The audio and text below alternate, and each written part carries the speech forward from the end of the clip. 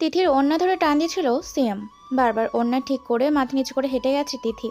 কেউ কিছু বলছে না তাদের। সিয়াম তার বন্ধুদের সাথে রোজই বিভিন্ন উপায়ে মেয়েদের ইপটিজিং করে। এই শহরে মানুষের সামনে ঘটে যাওয়া অপরাধ দেখে মজা লুটবে, প্রতিবেশী হয়ে উঠবে না কখনো। তারা তখনই জ্বলে উঠবে যখন নিজের সাথে অন্যায় অবিচার হবে। তখন তখন চিৎকার দিয়ে বলবে, এই শহরের মানুষগুলো বড্ড বেঈমান, স্বার্থপর। যখন সে ভুলে যাবে নিজের চোখের সামনে ঘটে যাওয়া সহস্র অপরাধ। এটাই তো এই শহরের নিয়ম। কম্পেয়ার করে চলছে এই সমাজ। তিথি কান্না করতে করতে ভার্সিটির গেট দিয়ে ঢুকছে। বেখেয়ালে মাথা নিচু করে। এমনটা রোজ হয় না ওর সাথে। সাইমা এগিয়ে আসছে তিথির দিকে।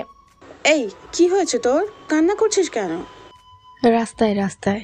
কথা বলতে পারছিল না তিথি, বেজে যাচ্ছিল ওখানেই। রাস্তায় কি হয়েছে বল? আবার বলল সাইমা। মন্ত্রীর ছেলে সিয়াম আমার ওড়না ধরে টানছিল। বলেই কান্না করে দেয় তিথি। সাইমা তিথির সান্ত্বনা দিতে ওকে বুকে টেনে নেয়। দেখ বোন, ওদের মতো পশুদের কাজ তো এটাই। ওদের মা বোনদের সাথেও এমন করে ওরা। তুই কাঁদিস না, সব ঠিক হয়ে যাবে। নাক মুখ লাল হয়ে গেছে কাঁদতে কাঁদতে। টিস্যু দিয়ে মুছতে মুছতে বলল তিথি। আমি ভার্সিটি চেঞ্জ করব। এমন বকেটে ছেলেদের মাঝে থাকতে পারবো না। ভার্সিটি চেঞ্জ করবি কেন পাগল? আমি থাকতে পারবো না ওদের মাঝে। আরে শোন, তুই এদের ভয়ে ভার্সিটি চেঞ্জ করবি। যেখানে যাবি সেখানে যদি এর থেকেও বড় বখাটে থাকে, তখন কি করবি? তখনই কি সে ভার্সিটি চেঞ্জ করবি? সাইমার কথা শুনে চুপ হয়ে যায় তিথি। কিছু বলছে না, চুপ করে বসে আছে দুইজন ক্যাম্পাসের এক কোণে। সময় আজ মন খারাপের। মেহেদি, মেয়েটাকে কিন্তু জোশ লাগছে। কোন মেয়েটা মামু? লাল ব্লাউজের সাথে কালো শাড়ি পরা মেয়েটা। গাড়ির সামনে থেকে লাফিয়ে ওঠে মেহেদি। তুই কি পাগল হয়েছিস? এ কে জানিস তুই? যদি শুনতে পাই না, শেষ ভাই ভার্সিটি জীবন। বলেই লোকাচ্ছিল মেহেদি। আদি বোকার মতো হা করে তাকিয়ে আছে মেহেদির হাবভাব দেখে। মনে হচ্ছে কোনো প্রেসিডেন্টের মেয়ে। আমি ও আদি দেখি কি আছে এই মেয়ের মাঝে। বলে গাড়ির সামনে থেকে লাফিয়ে শাড়ি পরা মেয়েটির সামনে গিয়ে দাঁড়ালো। এই যে মিস কিউটি, আমি আদি। বলে হাত বাড়ায় তার দিকে। সে চুপটি করে তাকিয়ে আছে আদির চেহারার দিকে। আদি নিজের হাতটা সরিয়ে আবার বলল, এই যে মিস কিউটি, আপনি নিজেও মনে হয় জানেন না আপনি কতটা হট। বলার সাথে সাথে আদির দুপায়ের মাঝে ব্যথা অনুভব করে। চেপে ধরে বসে পড়ে আদি। নিঃশ্বাস আটকে আসছিল, পুরো শরীর থমকে গেছে। তখন মেয়েটা বলল, হট জিনিসের থেকে সবসময় দূরত্ব বজায় রেখে চলতে হয়। না জানি কখন হাত পুড়ে যায়। ধন্যবাদ ভাইয়া, আপনার প্রশংসার জন্য। বলেই চলে যায় মেয়েটি। মেহেদি আদির সামনে এসে পেট ধরে হাসতে পারছে না। মাটিতে গড়াগড়ি করে হাসতে মন চাইছে আদির অবস্থা দেখে। ভাই রাগ তোর হাসি। নেহারিকা, সবাই নেহা বলেই ডাকে তাকে। 6 মাস দেশের বাইরে ছিল, তাই তোর কাছে অপরিচিত। বেশ ডেঞ্জারাস মাল ভাই, সাবধানে থাকি। বলেই মেহেদি আদির হাত ধরে টেনে তুলো। আদি মনে মনে বলে, সাবধানে চলবো মানে এর সামনেও আসবি না আর। স্যার, আমার দিয়াশলাই পাচ্ছি না। বলেই লাফিয়ে উঠে সামনের সিটে বসে থাকা ছেলেটা। পাগলের মতো বাড়বে চুল, খোঁচা খোঁচা দাড়ি, শরীরে কোনো রকম শার্ট প্যান্ট আছে, দেখতে পাগলের মতো। এই তোমাকে বাসারিতে আসতে বলে কে শুনি? স্যার, আমার দিয়াশলাই। সিগারেট খেতে হবে, প্রচুর ধরছে স্যার।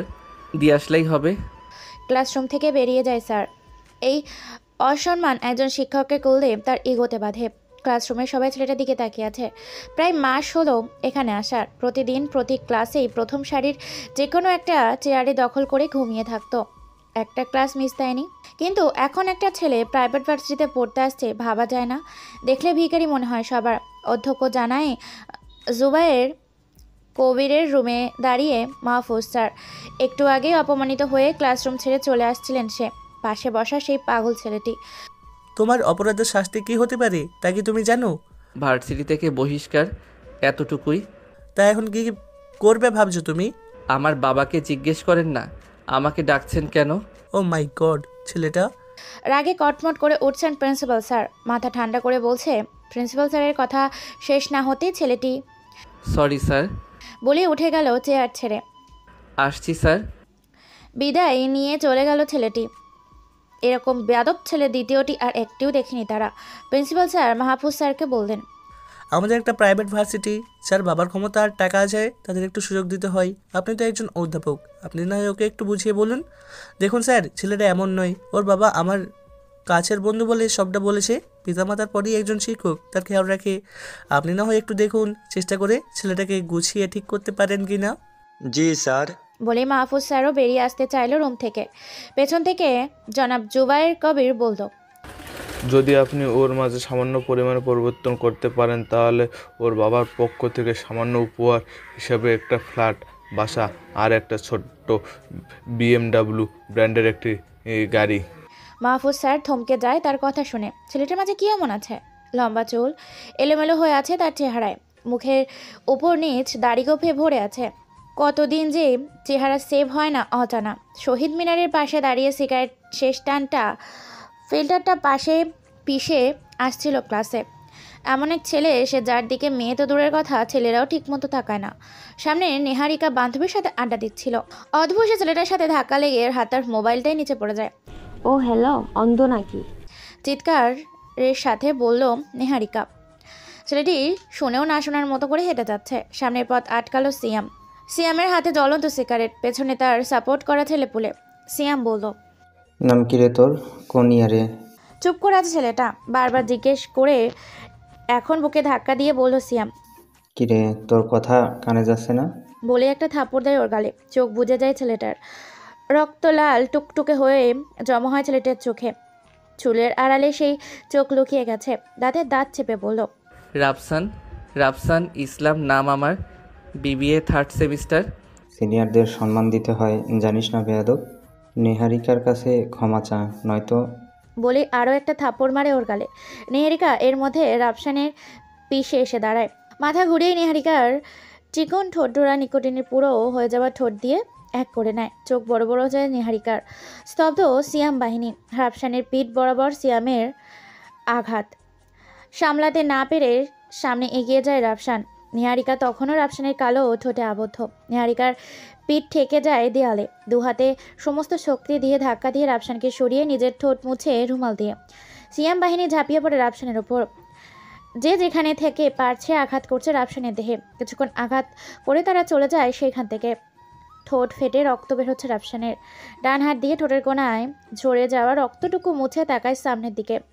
অনেকেই তাকিয়ে আছে ওর দিকে। পাগলের মতো ছেলেটা। পাবলিক সার্কাস দেখে যেমন করে ঠিক তেমনভাবেই তাকিয়ে আছে। মাথা চুলকাতে চুলকাতে পকেট থেকে হাত দিয়ে দেখে সিগারেট আছে কিনা। নেই একটাও। মাথায় সিগারেটের নেশা চেপেছে। মেহেদি আর আদি বসে বসে সিগারেট টানছে ভবন এড়িয়ে বাইরে। রাফসানের চোখ এড়ায়নি সেটা। বসা থেকে উঠে দাঁড়িয়ে চলে যায় তাদের কাছে। ভাই সিগারেট হবে একটা? কথাটা বলে মাথা চুলকাচ্ছে রাফসান। আদি ভাবা চাকা খেয়ে তাকিয়ে আছে ছেলেটার দিকে।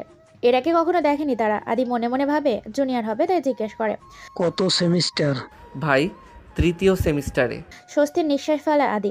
সেম ব্যাচ, মনে হয় অন্য ডিপার্টমেন্ট। বলেই হাত বাড়িয়ে দেয় মেহেদি। তা আগে কখনো দেখিনি যে এই ক্যাম্পাসে। মাসখানেক হলো এসেছি ক্যাম্পাসে। হে, আমি মেহেদি আর ও আদি। ভদ্রভাবে রাফসানের হাতে হাত বাড়িয়ে দিয়ে বলল, আমি রাফসান। বলেই পাশে বসে তাদের। সিগারেট দে একটা।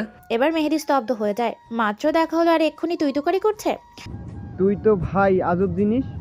একটু আগেই তো সিয়ামের হাতে উত্তম মাধ্যম খেয়ে আসলে, আর এখন এমন স্বাভাবিক কেমনে করে?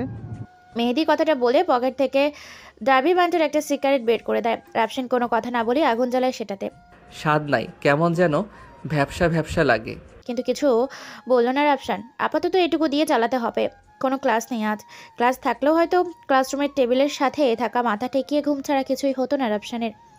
ভার্সিটির প্রথম গেট থেকে বেরিয়ে হাঁটতে শুরু করে সে। পেছন থেকে কারো ডাক শুনে সেদিকে তাকায় রাফসান। মাহফুজ স্যার। এই রাফসান, দাঁড়াও। জি স্যার। কোথায় যাচ্ছ? বাসায় স্যার।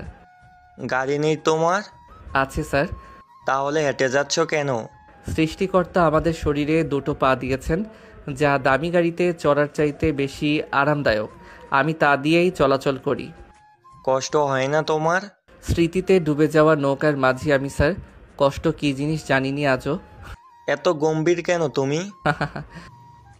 হেসেই থমকে যায় রাফসান। চোখের কোণে ছলছল করছে জল। মাহফুজ স্যার বুঝতে পারে তার জীবনের অধিকাংশ এই কষ্টে অতিবাহিত হয়েছে। মাহফুজ স্যার বললেন, সিগারেট খাবে? মাথা নিচু করে আছে রাফসান। বকাটে হলেও স্যার মানুষের সামনে সিগারেট খাওয়া ঠিক হবে না। তখনকার কথা মনে হতেই আরও লজ্জাবোধ করছে। স্যারের সাথে বেয়াদিক পড়া ঠিক হয়নি। মাথা তুলে রাফসান বলল, সরি স্যার, ক্লাসরুমের ঘটনার জন্য। আমি তখন অন্য স্থানে ছিলাম। It is okay young man, এই সময় একটু একটু হয় সিগারেট নিতে পারবো বন্ধু হিসেবে। এখন ক্লাস কিংবা ভার্সিটির ভিতরে নেই যে স্যার ভাববে, বন্ধু ভাবতে পারো। রাফসান স্যারের কথা শেষ না হতেই তার হাতে সিগারেটটা টান দিয়ে নিয়ে নেয়। বলেই রাফসান, আরে ইয়ার কি যে বলবো, এমন পরিস্থিতিতে আছি তা বলার বাইরে। সিগারেটের ধোঁয়া আর কাজ হয় না, গাঁজা লাগবো, পারবি এনে দিতে? মাহফুজ স্যারের কাঁধে হাত রাখে। ভয়ে হাঁটু কাঁপতে শুরু করেছে মাহফুজ স্যারের। ছেলেটা নিশ্চয়ই পাগল হয়েছে। মনে মনে বলে রাফসানের হাতটা সরিয়ে পিছন ফিরে দেয় এক দৌড়। খেয়ে দেখে মাহফুজ স্যারকে। রাফসান হাসছে মন খুলে। সামান্য এতটুকুতেই ভয় পালিয়েছে স্যার, অথচ আমার সাথে বন্ধুত্ব করতে এসেছিল। বাসায় এসে নিজের ময়লা কাপড় চোপড় খুলে আয়নায় সামনে দাঁড়ায় সে। বুকের ওপর একটা বুলেটের আঘাত, ধারালো তরোয়ালের আঘাতে বুকের বাঁ পাশটা ক্ষত বিক্ষত। সাদা শার্টের আড়ালে পড়ে মুহূর্তেই সেই ক্ষত। বারবির চুলগুলো এলোমেলো করে আছে, দাড়ি গোপ জট বেঁধেছে প্রায়। ফ্যানের বাতাসে কাজ হয় না, ছাদে চলে যায় সে। উত্তপ্ত রোদের মাঝে শীতল বাতাসে শুয়ে আছে সেখানে। উত্তপ্ত ছাদের ঝলসানো গরম পিঠের চামড়া পুড়িয়ে ফেলছে। তাতে তার কিছুই মনে হচ্ছে না। এ তো রোজকার কাজ, অভ্যাসে পরিণত হয়েছে। বস, রাফুর কোনো খোঁজ মেলেনি আজও। এদিকে ব্ল্যাক ড্রাগন তাদের প্রধান অস্ত্রটাকে হারিয়ে বেসামাল হয়ে উঠেছে ক্রমশই। চেয়ার ছেড়ে উঠে দাঁড়িয়ে পড়ে আবির। নাইট বাজারের প্রধান গ্যাংস্টার গত 17 বছর ধরে ব্ল্যাক ড্রাগনকে মুছে ফেলার স্বপ্ন দেখে, কিন্তু স্বপ্ন যে স্বপ্নই থেকে যায় এটা তাদের কে বোঝাবে। সিগারেট টান দিয়ে আবির বলল, যে করে হোক আমার রাফুর দেহ থেকে আলাদা মুন্ড চাই। যে এনে দিতে পারবি তাকে পুরো একটা শহর দিয়ে দেব। কিন্তু বস, আমাদের মাঝে যেই রাফুকে সামনাসামনি দেখেছে তাকে আর জীবিত পাওয়া যায়নি। আমরা চিনব কিভাবে সে রাফু? গম্ভীর প্রশ্ন। আবির ভাবনায় ডুবে যায়। হঠাৎ করে পাশ থেকে আলিফ বলে, বস, যেহেতু আমরা কেউ রাফুকে চিনেই না, কিন্তু ওদের গ্যাংয়ের মেম্বারদের তো চিনি। মূল গ্যাংয়ে না ঢুকে শহরের মাঝে লুকানো সদস্যদের নির্যাতন করেই তো বের করতে পারি। সবচেয়ে ভালো হবে মেয়ে সদস্যদের নির্যাতন করলে কাজটা সহজ হবে বলে আমার মনে হয়। অগ্নিদৃষ্টিতে তাকায় আবির আলিফের দিকে। মাথা নিচু করে ফেলে সে। আবির বলে, ভালো আইডিয়া। তোরা আলিফের বলা কাজ অনুযায়ী সন্ধান শুরু করে দে। দেখি বেটা রাফু কতদিন গর্তে লুকিয়ে থাকে। রাত তখন 12টা। জিন্স আর টি শার্ট পরে বাইক চালাচ্ছিল সাইমা। খোপায় বাঁধা চুলগুলো ঘাড়ের এক পাশ হয়ে আছে, অন্য পাশে ছোট করে একটা কালো ড্রাগনের ছবি। সমস্ত দেহের আকর্ষণ ওই ড্রাগন। তার পথ আটকায় গোটা 10 ছেলে, বেস্ট সিরিয়াল কিলার সবগুলো। বাইক থামিয়ে ওদের সামনে দাঁড়ায় সাইমা। সামনে থাকা ছেলেটার মধ্যে একজন বলে উঠল, মিউ দ্য ব্ল্যাক ড্রাগনের সিক্রেট এজেন্ট। চমকে ওঠে সাইমা। তার সিক্রেট নাম কি করে জানলো তারা?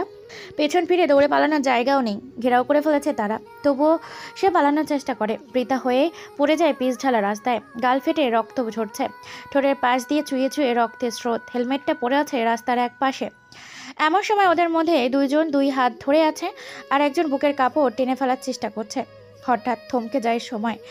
মিওর বুকের ওপর ধরা হাত দুটো দেহ থেকে আলাদা হয়ে গেছে। কাটা হাত দুটো পড়ে আছে মিওর শরীর ওপর। 10 জন সিরিয়াল কিলার তাকিয়ে আছে সামনে। তলোয়ার হাতে দাঁড়িয়ে আছে একদম মধ্যবয়স্ক যুবক। লাল রক্তে ভেজা সেই তরোয়াল। মিও হাসছে, রক্তে মেখে গেছে তার সমস্ত মুখ। হাত দিয়ে পরিষ্কার করেই বলল, তোদের বাপ এসে গেছে। বলি আবারও পৈশাচিক হাসি হাসছে সে। আলিফ মিওর মুখ বরাবর একটা লাথি মেরে দাঁড়ায় রাফুর সামনে। কালো রেইনকোট শরীরে জড়ানো তার, বড় বড় চুলের মাঝে কালো কাপড় বাঁধা তার মুখে। ধমকা হাওয়ায় ঝরিয়ে গেছে এই শহর। সামনে 10 জন সিরিয়াল কিলার। একাই সামনে দাঁড়িয়ে আছে রাফু। নিস্তব্ধতা ছেয়ে গেছে, ঘোর অন্ধকার নেমে আসে। যতক্ষণ সে অন্ধকার পরিষ্কার হয়ে আসছে ততক্ষণ সামনে 2 ফুট স্তূপ কাটা লাশের ওপর দাঁড়িয়ে আছে রাফু, হাতে আলিফের কাটা মাথা। মিও নিজের ঠোঁট মুছে বসে রাফুর সামনে। এখন হাঁটু পিচঢালা রাস্তার ওপর হাঁটু ভর করে মাথা নিচু করে আছে। হঠাৎ করে রাফু মিহুর চুল ধরে টেনে তুলে পাশের দেওয়ালে ঠেকিয়ে তলোয়ারটা তার বুকের আধা ইঞ্চি ঠেকিয়ে বলল রাফু। ওরা কারা ছিল? রাফুর চোখে অগ্নিদাহ জ্বলছে। রাফুর বুকের ব্যথায় কাতর মিউ। মিউ আজ পর্যন্ত রাফুর চেহারা দেখেনি, শুধু নাম মাত্রই শুনেছে। রাফু এক আতঙ্ক। হঠাৎ সে আতঙ্কের মৃত্যু হয়, দৈহিক মৃত্যু নয়, মানসিক মৃত্যু। কেন বা কিসের জন্য তা অজানা সবার কাছে, কিন্তু কাউকে খুঁজছে সে। কাদের কথা বলছেন? চোখে জল গড়িয়ে পড়ছে মেয়র। রাফু আবার বলল, সেদিন রাতে কারা ছিল? আপনি কি বলছেন বস? আমি কিছুই বুঝতে পারছি না। সেদিন রাতে আমার আর আমার ভালোবাসার উপর কে বা কারা হামলা করেছে? আমি জানি না বস। আমি জানি তারা ব্ল্যাক ড্রাগনের লোক। আমি তাদের ফাইটিং টেকনিক দেখে বুঝতে পারি ওরা ড্রাগনের কেউ। কিন্তু কে বা কারা আমার উপর অচেতন অবস্থায় হামলা করেছে, তাদের মাঝে একজনের হাতের কাটা অংশ রয়েছে আমার কাছে, যেখানে ব্ল্যাক ড্রাগনের ট্যাটু লাগানো। বিশ্বাস করেন বস, আমি জানি না তারা কারা। এ নিয়ে দলের ভিতরে কথাও হয় না। ভিতরের কেউ এটা ধামাচাপা দিতে চাচ্ছে। বস, রিফাতের অ্যাক্সিডেন্টে হাত কাটা পড়েছে, সে খবর চলছে দলের ভিতরে খুব গোপনে। রিফাত কোথায় এখন? জানি না বস। রাফুর তলোয়ার মিউর বুক থেকে সরিয়ে আনে। রক্তের স্রোত বয়ে চলে মিউর বুকে।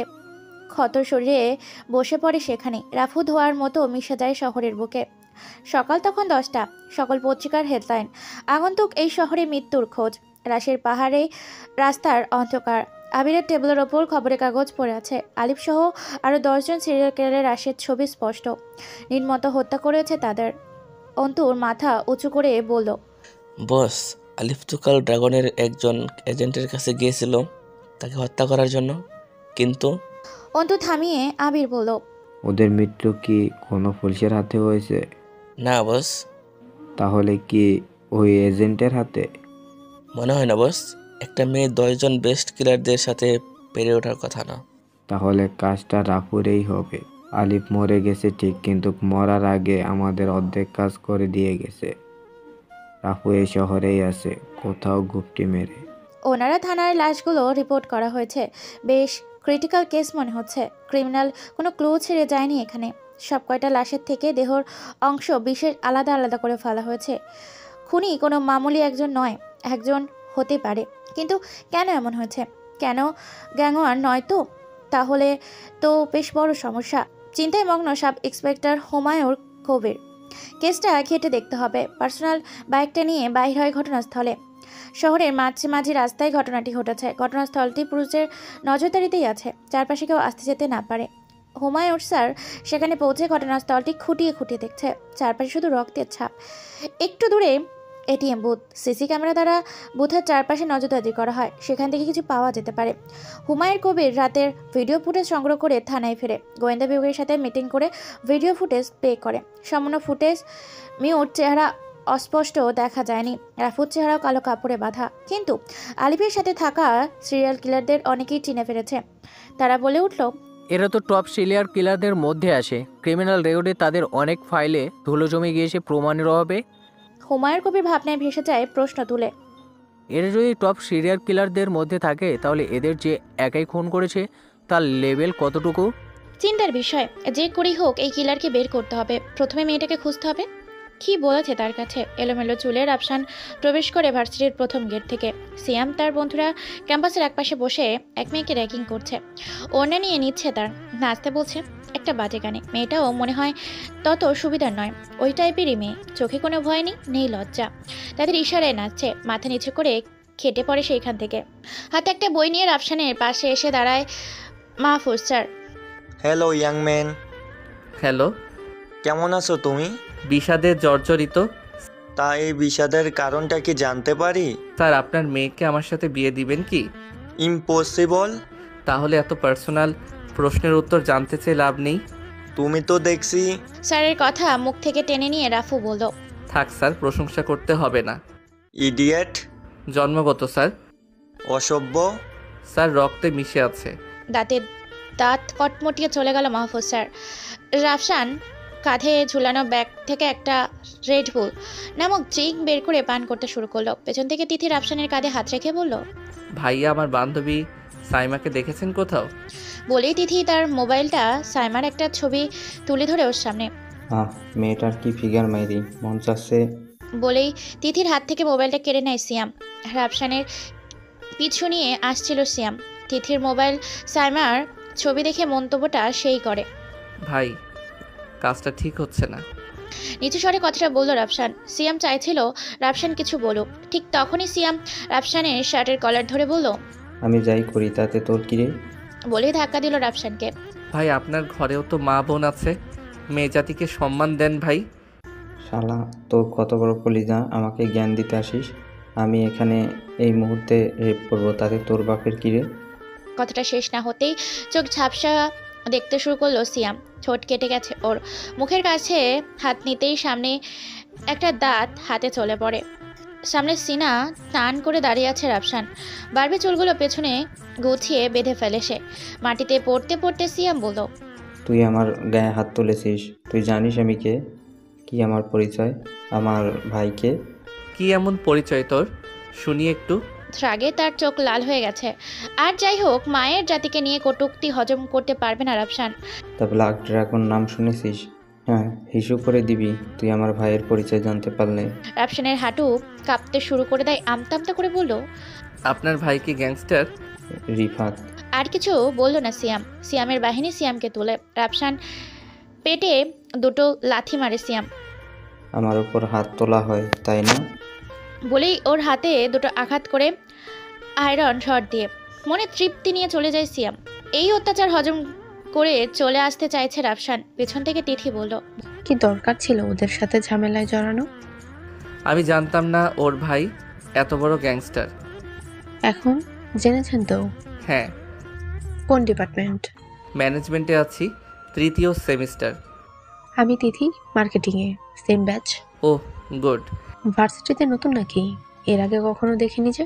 হ্যাঁ, মাত্র 1 মাস হলো এসেছি। চলো কোথাও বসি। দুঃখিত, আমার ক্লাস আছে।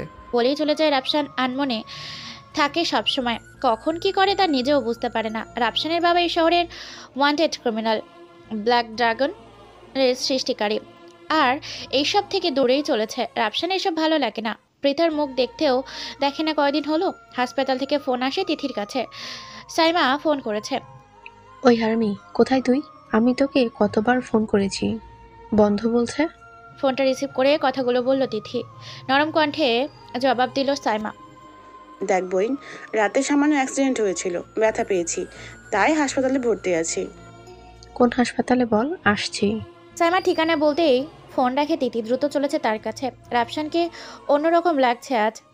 চুলগুলো পেছনে গোছানো, দাড়িতে জট বাঁধানোর মতো সোজা হয়ে আছে। কালো ঠোঁট অন্যরকম। মাহফুজ স্যারের কাছে আজ লাস্ট বেঞ্চে বসে আছে রাফসান। মোবাইলে গেমস খেলছে। গেমসের ডিসকাউ শব্দে বিরক্ত হচ্ছে পুরো ক্লাস। বিরক্ত হয়ে মাহফুজ স্যার বলল, এই হ্যালো, ক্লাস ভালো না লাগলে বের হয়ে যাও আমার ক্লাস থেকে। তুই আর তোর বোরিং ক্লাস তুই কর, মনে মনে বলতেই বের হচ্ছিল রাফসান। কি যেন বুদ্ধি করে বলল, স্যার, আপনার এই বোরিং ক্লাসের চাইতে অদ্রিতা ম্যামের ক্লাস ভাল লাগে। বলেই রাফসান হাঁটা দেয় মাঠের দিকে। পেছনে স্যার বলছিল, এই ছেলে, এই কি বলবে তুমি? রাফসানের পিছু ফিরে তাকায় না, মুচকি হাসি হাসছে সে। তার কাছে এগুলো ভালোই লাগে। সময় যাবে এইভাবেই। হুমায়ুন কবির যে লাশের পোস্টমর্টম রিপোর্ট নিয়ে ঘাটছে, কিছু মিলছে না। কিছু তথ্য সংগ্রহ করেছে তারা। জানতে পারে নাইট বাজারের গ্যাংয়ের লোক ছিল মৃত ব্যক্তিরা। কে মেরেছে তাও জানা। পুলিশ তার কাজ চালিয়ে যাচ্ছে। সাইমা হাসপাতালে বুকের ক্ষতস্থানে চেহারায় ব্যান্ডেজ করে বসে আছে। তিথি পৌঁছাতেই বলল সাইমা, তিথি, রাফু তো রিফাতকে পাগলের মতো খুঁজছে। হঠাৎ থমকে যায় তিথি। রাফু নামটা শুনেই, গ্যাংয়ের হয়ে কাজ করছে বহু বছর হয়ে গেল, কখনো চেহারা দেখেনি। শুধু শুনেছে এই নজর যার দিকে যায় তার মৃত্যুর হৃৎপিণ্ডর কম্পন ধরে। তুই আর কি জানিস? গম্ভীর হয়ে কথাগুলো বলে তিথি। দেখেছিস ওকে? না, দেখিনি, অন্ধকার ছিল। রাফু গ্যাং ছাড়েনি, ওকে হত্যা করার চেষ্টা হয়েছিল। কি বলিস এগুলো? হ্যাঁ, সত্যি বলছি, রাফু নিজ মুখে বলল। আমি রিফাতের খোঁজ পেয়েছি হয়তো সাইমা। কি বলিস? হ্যাঁ, যাকে খোঁজার জন্য ভার্সিটি জয়েন করেছি সে সিয়াম ছিল, রিফাতের ছোট ভাই। আজ ভার্সিটিতে এক গ্যাঞ্জামের সময় সিয়াম সত্যটা বলে ফেলে সবার সামনে। ওহ শিট, সিয়াম কোথায় আছে এখন? ভার্সিটিতে আছে, চল তাড়াতাড়ি ভার্সিটি, সিয়ামের উপর বিপদ আছে নিশ্চয়। আর তাছাড়া বস বলেছে রিফাদের খোঁজ যেন কেউ কিছুতেই না জানতে পারে, বিশেষ করে রাফুর মাথা ঠিক নেই, হাত পাগলা হয়ে ঘুরছে, কখন কি করে বসে কেউ টের পাবে না। তাই গতকাল রাতে যখন আমার কাছে জিজ্ঞেস করেছিল তখন মন গড়া ইতিহাস বলে দিয়েছি। কিন্তু রিফাত তো ড্রাগনের বেস্ট কিলার, তাহলে রাফুকে মারলো কেন? বললাম না, রাফুকে হত্যার চেষ্টা হয়েছিল, আর সেটা হয়তো গ্যাংয়ের ভিতরের কেউ। কিন্তু বস এগুলো ধামাচাপা দেওয়ার চেষ্টা কেন করতেছে বুঝতেছি না। ঘাপলা আছে বস, আগে সিয়ামকে রক্ষা করি, তারপর দেখা যাবে। হ্যাঁ চল।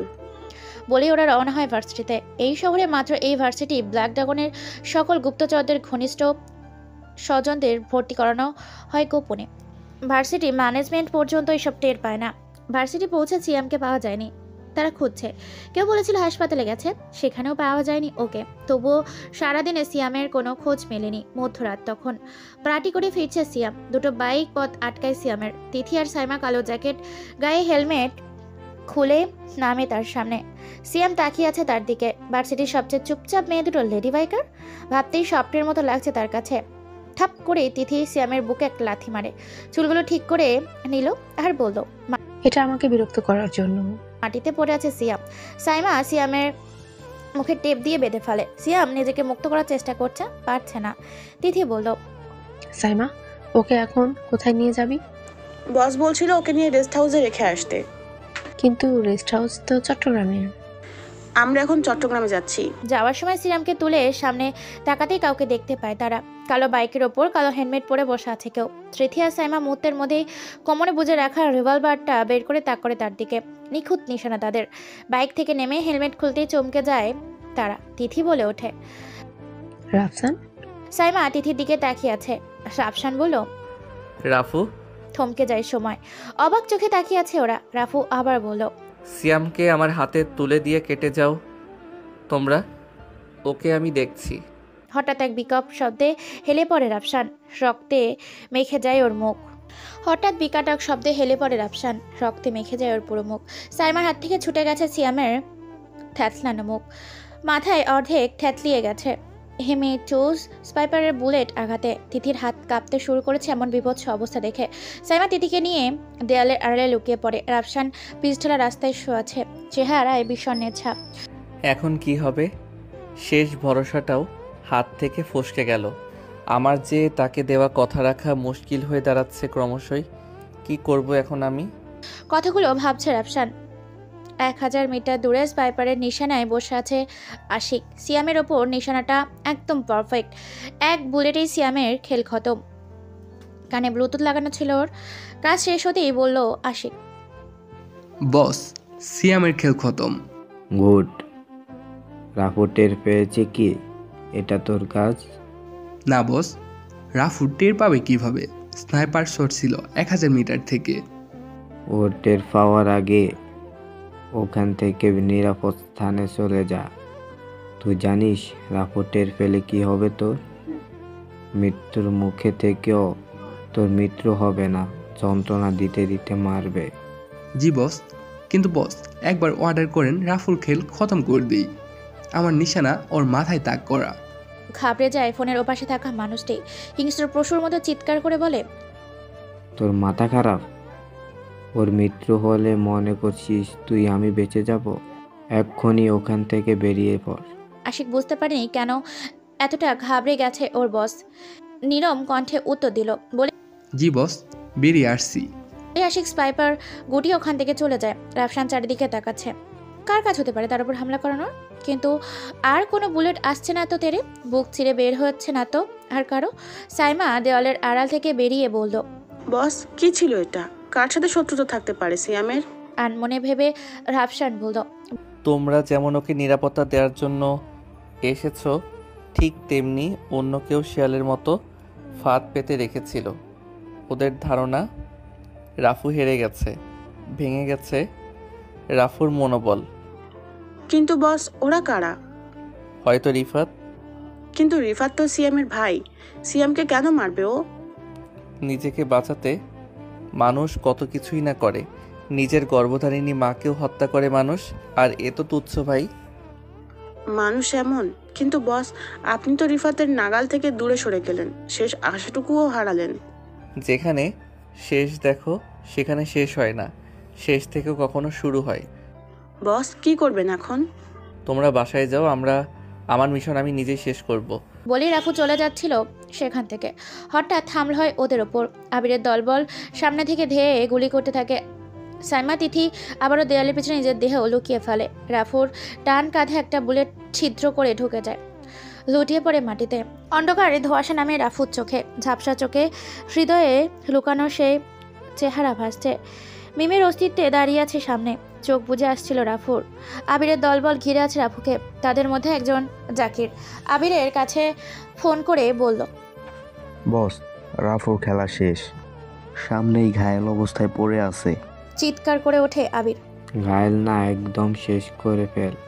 কথাটা শেষ না হতেই জাকিরের সামনে ওর সাথী দলবল সবার মাথা থেতলিয়ে যাচ্ছে। হইচই বেঁধে গেছে তাদের মধ্যে, লুকোনো জায়গাও খুঁজে পাচ্ছে না। যেখানে যায় সেখান থেকে বুলেট ছুঁড়ে এসে বুকে চিরে বের হয়ে যাচ্ছে ওদের। জাকিরের মাথার ওপর তাকিয়ে দেখে বিল্ডিংয়ের চারপাশে স্নাইপার হাতে দাঁড়িয়ে আছে আব্দুল, মুশফিক, হাসান, রিয়াজ আরও অনেকেই। শো শো করে 4-5টা গাড়ি এসে থামে। জাকির নিজের হাতের অস্ত্র ফেলে দিয়ে হাঁটু গেড়ে বসে পড়ে, হাত দুটো পিছনে ঘাড়ে রাখে। রাফু পড়ে আছে পিছঢালা রাস্তায়, রক্তের স্রোত বয়ে চলেছে সেখান থেকে।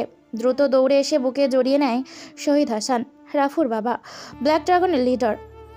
রক্তে লাল হয়ে গেছে শহীদ হাসানের হাত, থরথর করে কাঁপছে হারানোর ভয়, প্রিয় কাউকে হারানোর ভয়। ছায়া আচ্ছন্ন সেই মায়াটি রাফুকে ডাকছে হাত বাড়িয়ে। নিঃশব্দে চোখ বুজে যায় তার। সমস্ত অন্ধকার জগতে খবর হয়ে যায় রাফুর মৃত্যুর সংবাদ। কিছু লোক মানছে রাফু মারা গেছে, কিছু লোক বলছে প্রায় 7 দিন পর। আয়নার সামনে দাঁড়িয়ে চোখে কাজল দিচ্ছে সাইমা, কালো শাড়ির মাঝে কোমরে উকিয়ে দিচ্ছে কালো তিল। শ্যামলা দেহের রঙের মেয়েটা চোখে অদ্ভুত এক মায়া, কাজল দিচ্ছে চোখে। পাশের বেডে শুয়ে আছে রাফু, দুজন নার্স দেখাশোনা করছে তাকে।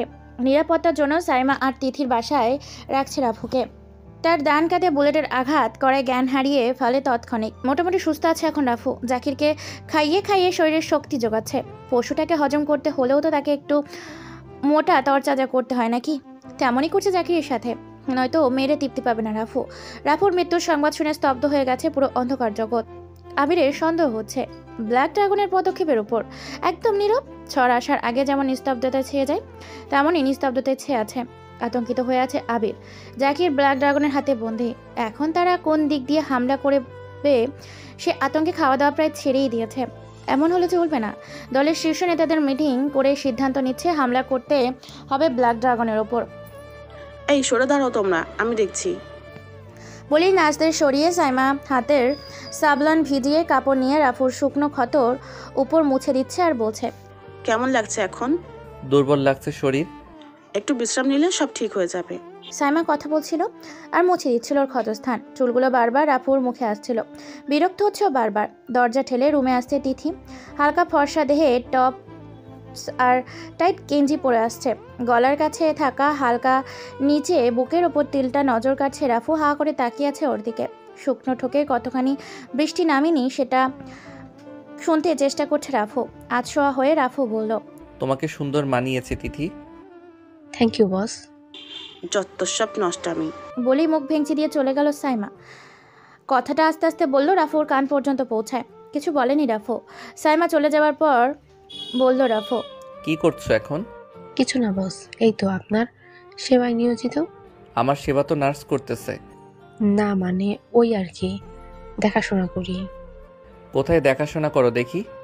বস কি যে বলেন না, দেখাশোনা কিভাবে করে তা কি দেখানো যায়?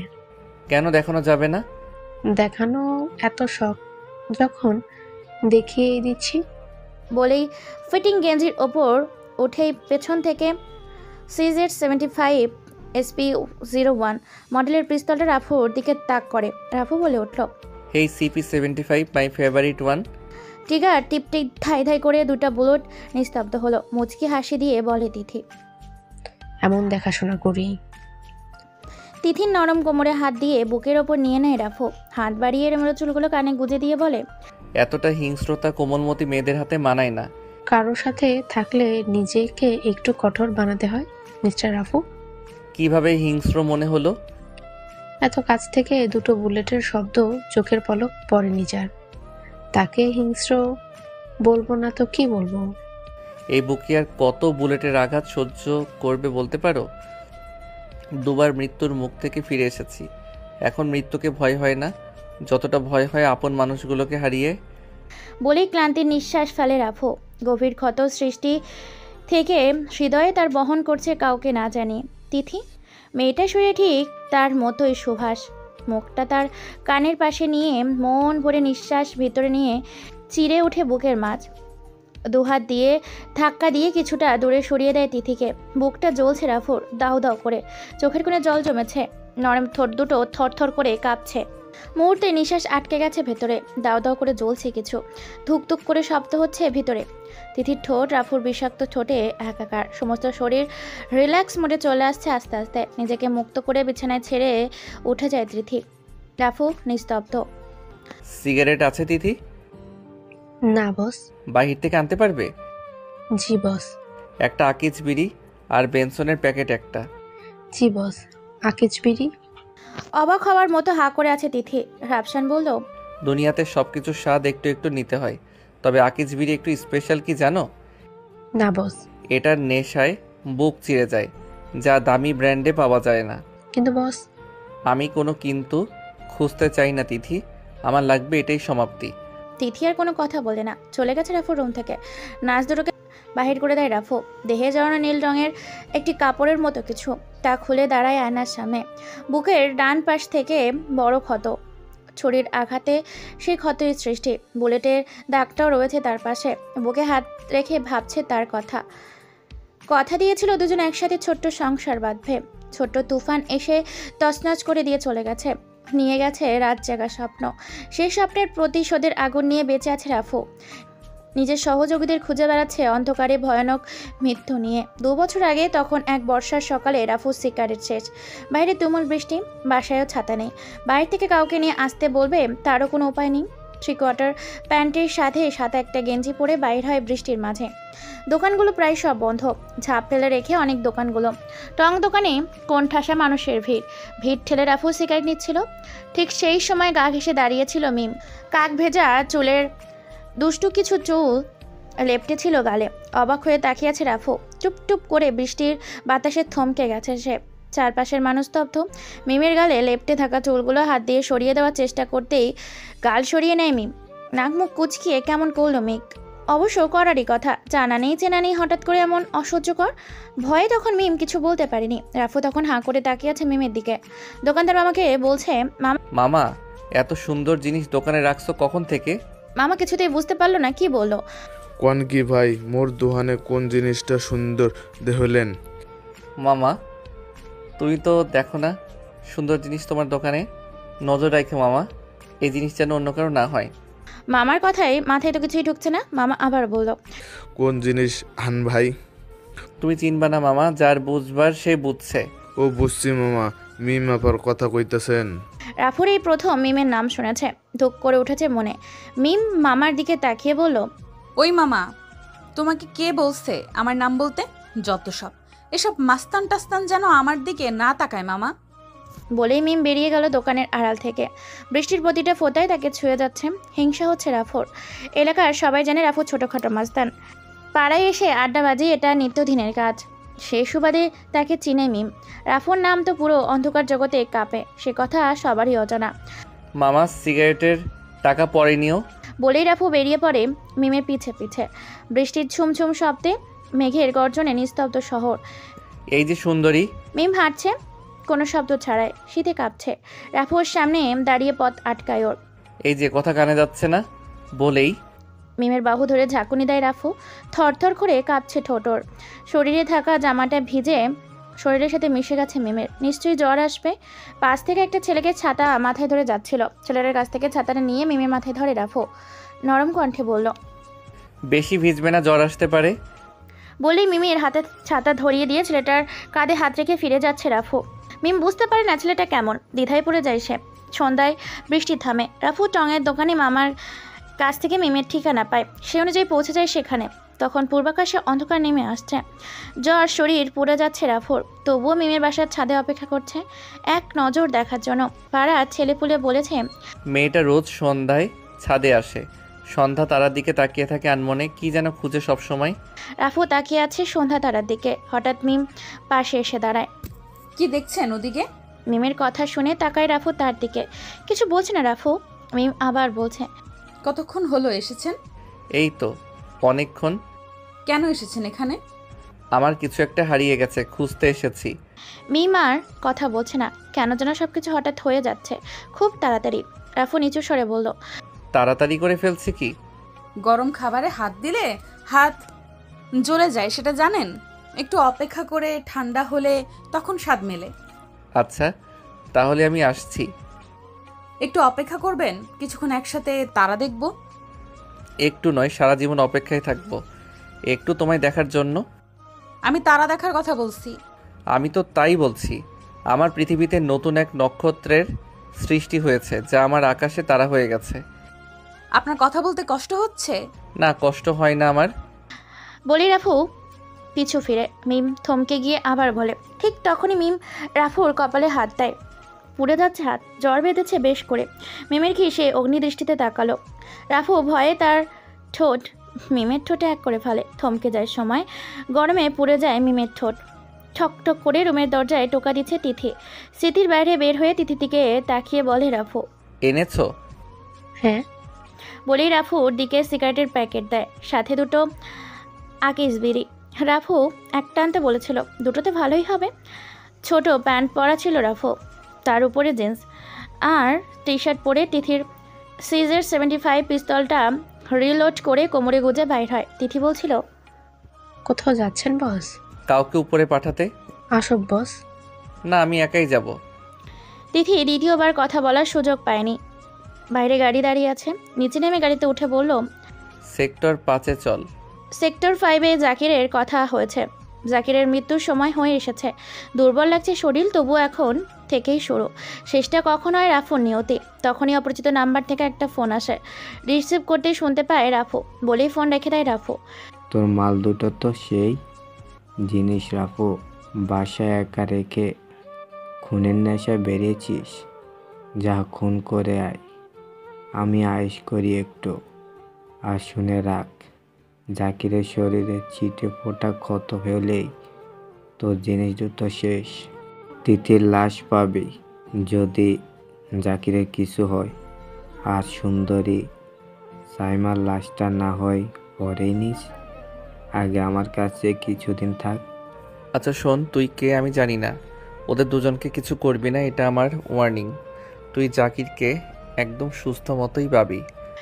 টেনশনে চোখ বুজে আসছে তার। মোবাইল বের করে আব্দুল্লাহকে ফোন করে রাফু। বস অসময়ে? কোথায় তুই এখন? উত্তেজিত কণ্ঠ, রাফু কাঁপছে। দুর্বল শরীরে দুটো মেয়ের জীবন বন্দি এই ডিসিশনে। বস আপনার ফোন তো কাঁপছে, কোনো সমস্যা? আধা ঘন্টার মধ্যে আমার 200 লোক চাই, স্নাইপার, AK-47, যা পারিস তা নিয়েই তৈরি থাক। আমি ফোন করব তোকে। আচ্ছা বস। ফোন রাখে আব্দুল। রাফু শরীর ঝাঁকুনি দিচ্ছে বারবার। সেক্টর নাম্বার 5-এ এসে একটা বদ্ধ রুমে ঢুকে রাফু।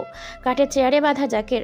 নিজের রাগ মেটাতে জাকিরের কাছে পৌঁছে মুখ বরাবর করে এক আঘাত। পিছে ছিটকে পড়ে সে, ঠোঁট কেটে রক্ত ঝরছে। রাফু ওর হাত বেঁধে গলায় পিস্তল ঠেকিয়ে নিয়ে চলেছে অপরিচিত মানুষদের পাঠানোর ঠিকানায়।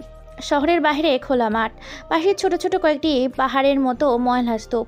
সেখানে জাকিরকে নিয়ে আসতে বলল। রাফু কোনো রকম দেরি না করেই সেখানে পৌঁছে যায়। হাতে গলা পেঁচিয়ে আছে 35 জন বেস্ট কিলার চারপাশ দিয়ে অস্ত্র হাতে দাঁড়িয়ে আছে। জাকিরের মাথায় পিস্তল ঠেকিয়ে গাড়ি থেকে নামায় রাফু। সামনে হৃদয় তৃতীয় চুল মুঠো করে দাঁড়িয়ে আছে। রাফসান বলল, সাইমা কোথায়? একজনের বদলে একজনই যথেষ্ট। দ্বিতীয় জনকের কাপড় খুলছিলাম, শালি একটু বেশি ছিল তাই মেরে দিছি। বড়ি পিছনের দিকে পিস্তল তাক করে সাইমা লাশ দেখার হৃদয়। তিথির চোখের বৃষ্টি ঝরছে। রাফু দৃষ্টি অন্ধ হয়েছে। সাইমার দিকে তাকাতে কষ্ট হচ্ছে ওর। জাকির সেই সুযোগের হাতে খুলে রাফির পিস্তলটা নিয়েই দূরে সরে যায়। সবাই হা হা করে হাসছে। রাফু সন্দেহ ঠিকই ছিল, ওরা রাফুকে শহরের বাইরে কেন ডেকেছে, রাফু নামক আতঙ্ক থেকে মুক্তি পেতে। আনন্দে হাসছে তারা, তাদের জয় নিশ্চিত ভেবে নিয়েছে। হৃদয় বলে উঠল, কোন শেষ ইচ্ছে? চুপ হয়ে আছে রাফু, ভিতরটা দুমড়ে মুচড়ে যাচ্ছে ওর। রাফু চোখ রাখতে পারে না সাইমার দিকে, অজান্তেই চোখের জল গড়িয়ে পড়ে। শরীরের শার্টটি খুলে সাইমার শরীর ঢেকে দেয় রাফু, রক্ত জমাট চোখে তাকায় হৃদয়ের দিকে। ওমা, ছেলের রাগ হচ্ছে বলেই হা হা করে হাসে তারা।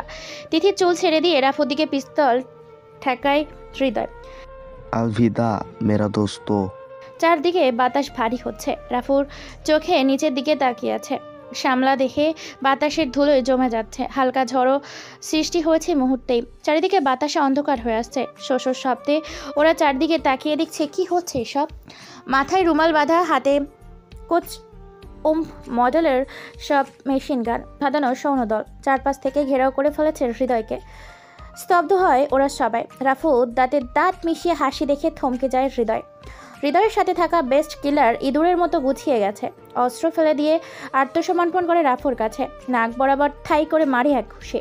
নিয়ন্ত্রণ না রাখতে পেরে মাটিতে পড়ে যায় হৃদয়। তিথি কান্না কণ্ঠে বলে ওঠে, রাফু ও সাইমার মৃতদেহর সাথে। আর কিছু বলতে পারেনি তিথি, হাউমাউ করে কাঁদতে থাকে।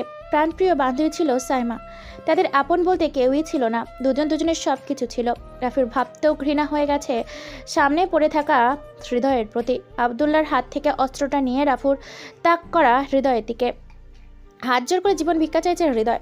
রাফুর অন্তরে এদের প্রতি মায়া নেই, ট্রিগার চাপ দিয়ে রেখে দিয়েছে রাফু। দেহ থেকে প্রসঙ্গের অস্তিত্ব বিলীন হয়ে গেছে, মাঝে গর্তের সৃষ্টি, পেটে নাড়ি ভুড়ি বেরিয়ে আসতে। তীব্র রাগে দুই ম্যাজিক্যাল বুলেট আরও শেষ করে ওর দেহে। সারা মানুষের মতোই রক্ত ওর। বলেই অস্ত্রটা আবদুল্লার কাছে দিয়ে সাইমার শরীর আরও কিছু কাপড়ে জড়িয়ে চলে যায় রাফু। আবদুল্লা বাকি 40 জনকে গাড়িতে তুলে, 5টা গাড়ি বাইরে থেকে বন্ধ করে আগুন জ্বালিয়ে দেয় সবগুলো গাড়িতে। শত্রুর ক্ষমা নেই ব্ল্যাক ড্রাগনে। কাঁচা মাটির গন্ধে ভেসে আসছে মাত্র মাটি দেওয়া কবর থেকে। বাঁশের ঘেরা দিয়ে কবরটা ঘেরা করে দেওয়া হয়েছে। হাঁটু গেড়ে বসে আছে রাফু, পাশে আরেকটা কবর। চোখের জল ফেলছে রাফু। হ্যাঁ, যে খুন করে তার চোখেও পানি ঝরে। পাশে এসে দাঁড়ায় তিথি। হাউমাউ করে কাঁদছে রাফু। জীবনের দ্বিতীয় কোনো নারীর মৃত্যুর নিজেকে দায়ী করছে সে। মাকে হারিয়েছিল, আজ দ্বিতীয়বার কাঁদছে সে। চুপ হয়ে যায় রাফু, শুয়ে আছে পাশে কবরের পাশে। আজ থেকে অনেকদিন আগের কথা। সেদিন সন্ধ্যায় আবার বৃষ্টি নামে, মেঘের গর্জনে দুজন আলাদা হয়ে বসলো। আজকে বাসায় যান, শরীরের জ্বরও আছে, ডাক্তার দেখাবেন জলদি। বলে মিম যখন ছাদ থেকে নেমে যাবে তখনই আকাশ ভারী হয়ে বৃষ্টি নামে। রাফু দাঁড়িয়েছিল, ঠিক কতক্ষণ ছিল মনে নেই ওর। যখন চোখ খোলে রাফু সামনে একটা সাদা অ্যাপ্রন পরা ডাক্তার দেখে পাশে আরও কয়েকটা বেডে কিছু মানুষ শুয়ে আছে। এতক্ষণে সে বুঝলো হাসপাতালে আছে। কিছু না বলে উঠে বসে রাফু। ডক্টর সাবিনা বলল, কেমন আছেন এখন মিস্টার?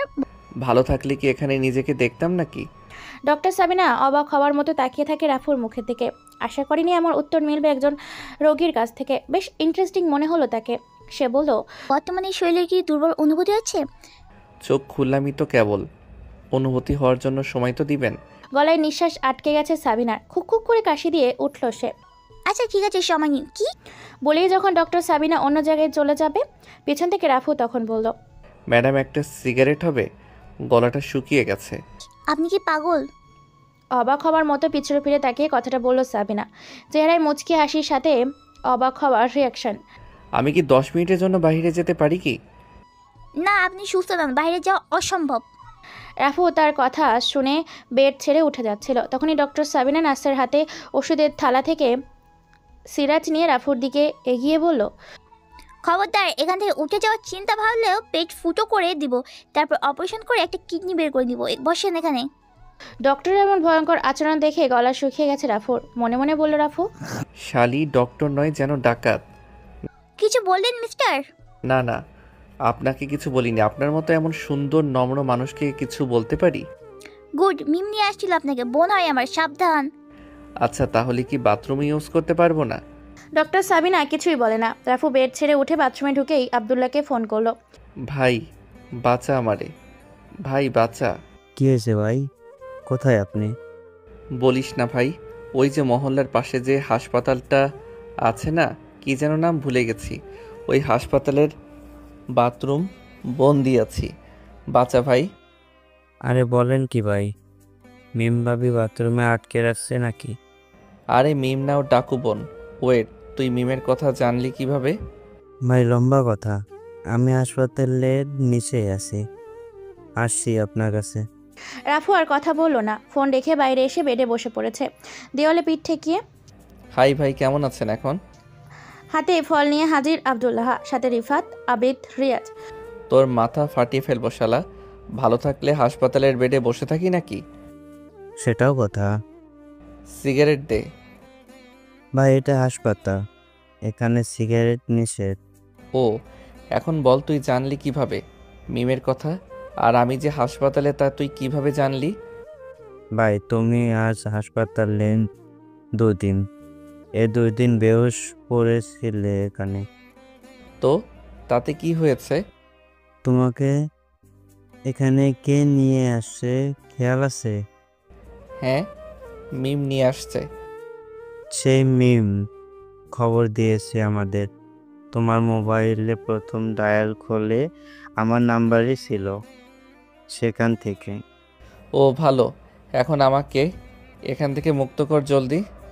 এত তাড়াহুড়ো করলে চলে না বস, তোমার শরীরও ঠিক নাই। এখন বলছো যাবে, পরে যদি আবার অসুস্থ হও তখন কে দেখতে? তোর দেখতে হবে না, আমি ঠিক আছি। দেখি দেখি কে ঠিক আছে। ওদের পাশ কাটিয়ে মিম রাফুর দিকে আসছিল আর বলছিল কথাটা। রাফু একদম চুপ হয়ে গেছে। মিম আবার বলল, শরীর কেমন লাগছে এখন? এই তো সুস্থ, তুমি কেমন আছো?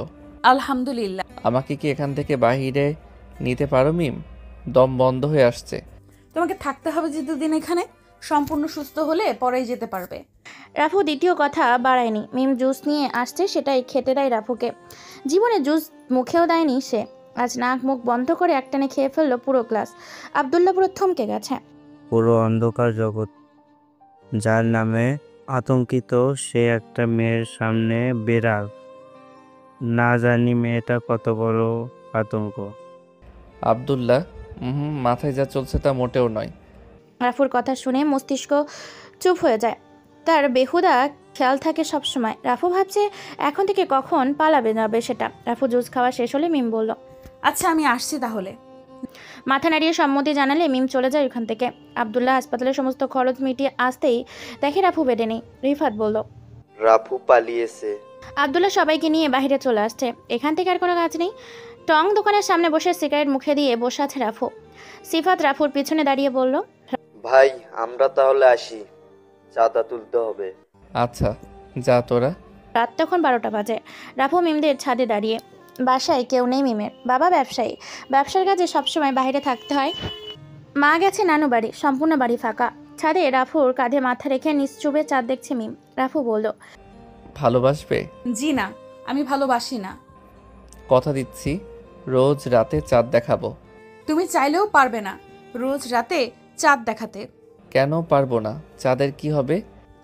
চাঁদের প্রেম তো মেঘের সাথে, মান অভিমান হয় তাদের। তাই দেখো না মাঝে মাঝে চাঁদ কাঁদে, বৃষ্টি হয়ে ঝরে। অমাবস্যার রাতে চাঁদের দেখা মেলে না, সেদিন তারা লজ্জায় এক হয়। এগুলো কোনো কথা? হ্যাঁ, এগুলোই কথা। আমি নিয়েই আসবো। চাঁদ কি তোমার পিস্তলকে ভয় পাই নাকি? আমি তোমার জন্য চাঁদ বানাবো। পাগল নাকি তুমি? কেউ কি চাঁদ বানাতে পারে? হ্যাঁ আমি পাগল, চোখ বুঝো তুমি। মিম কথা বাড়ায় না আর, 2 হাতে নিজের চোখ আড়াল করে। কাচের তৈরি কৃত্রিম চাঁদ জলজল করছে তাতে। মিমের চোখ খুলে দেখে কাছেই চাঁদ।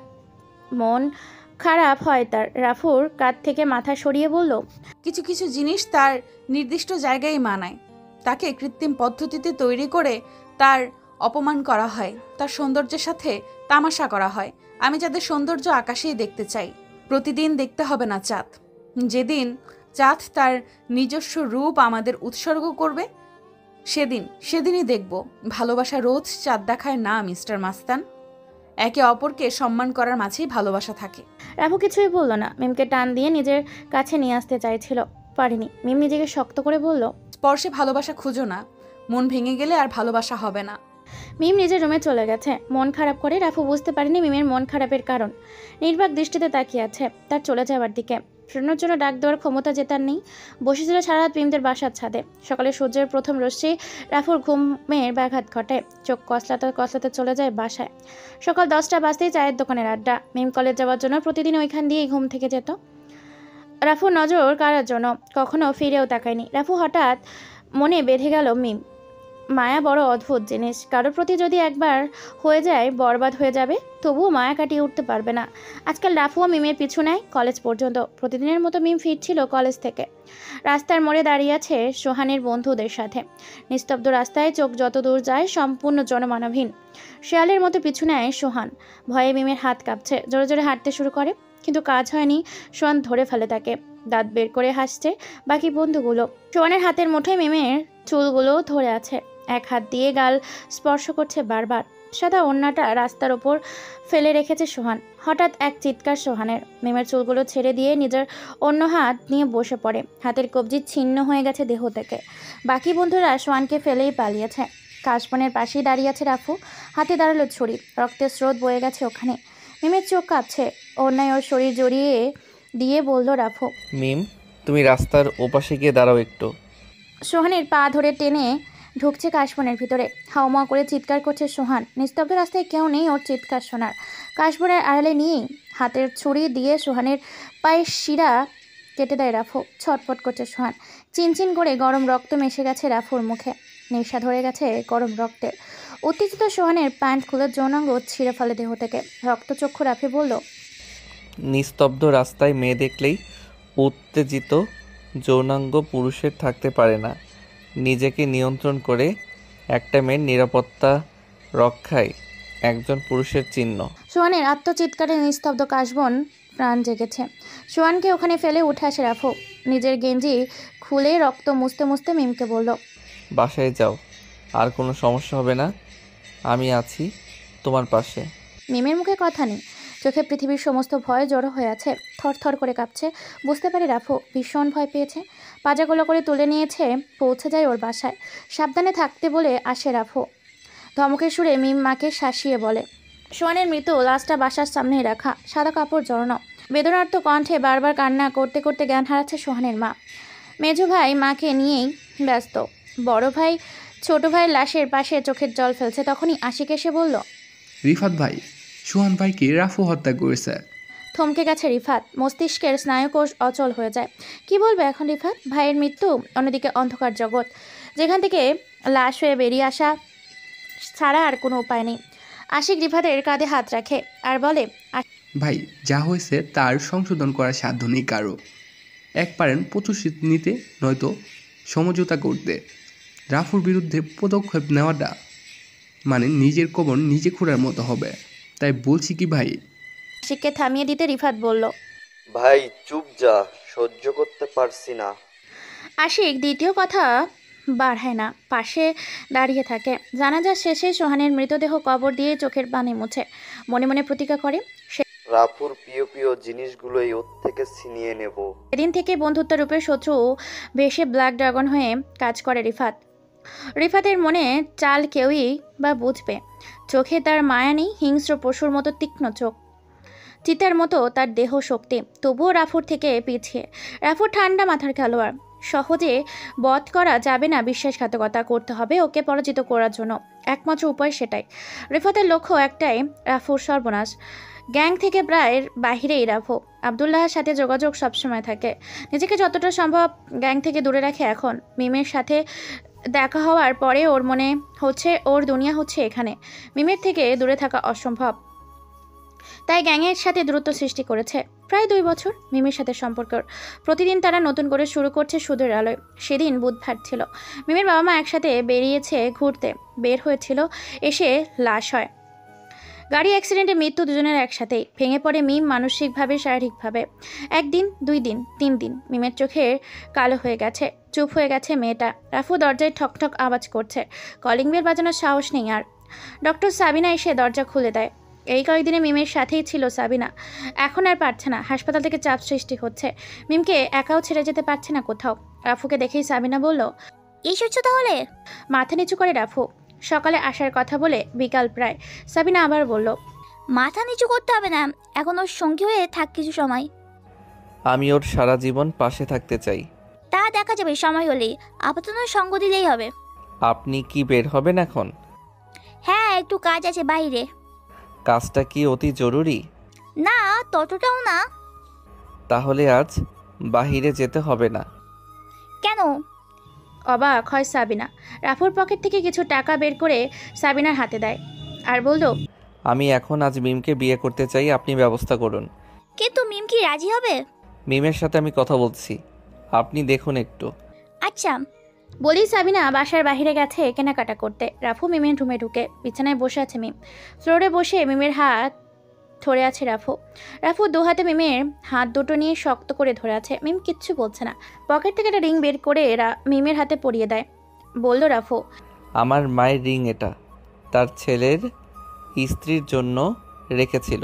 খুব শখ করেই বানিয়েছিলেন মা, কিন্তু দুর্ভাগ্য 7 বছর বয়স যখন আমার, তখন মা আমাকে ছেড়ে চলে যায়। বাবা দ্বিতীয় বিয়ে করে। সহ্য হয় না আমার, আমি অন্ধকার জগতে চলে যাই আস্তে আস্তে। 14 বছরে যখন আমি, তখনই দুটো খুন করি।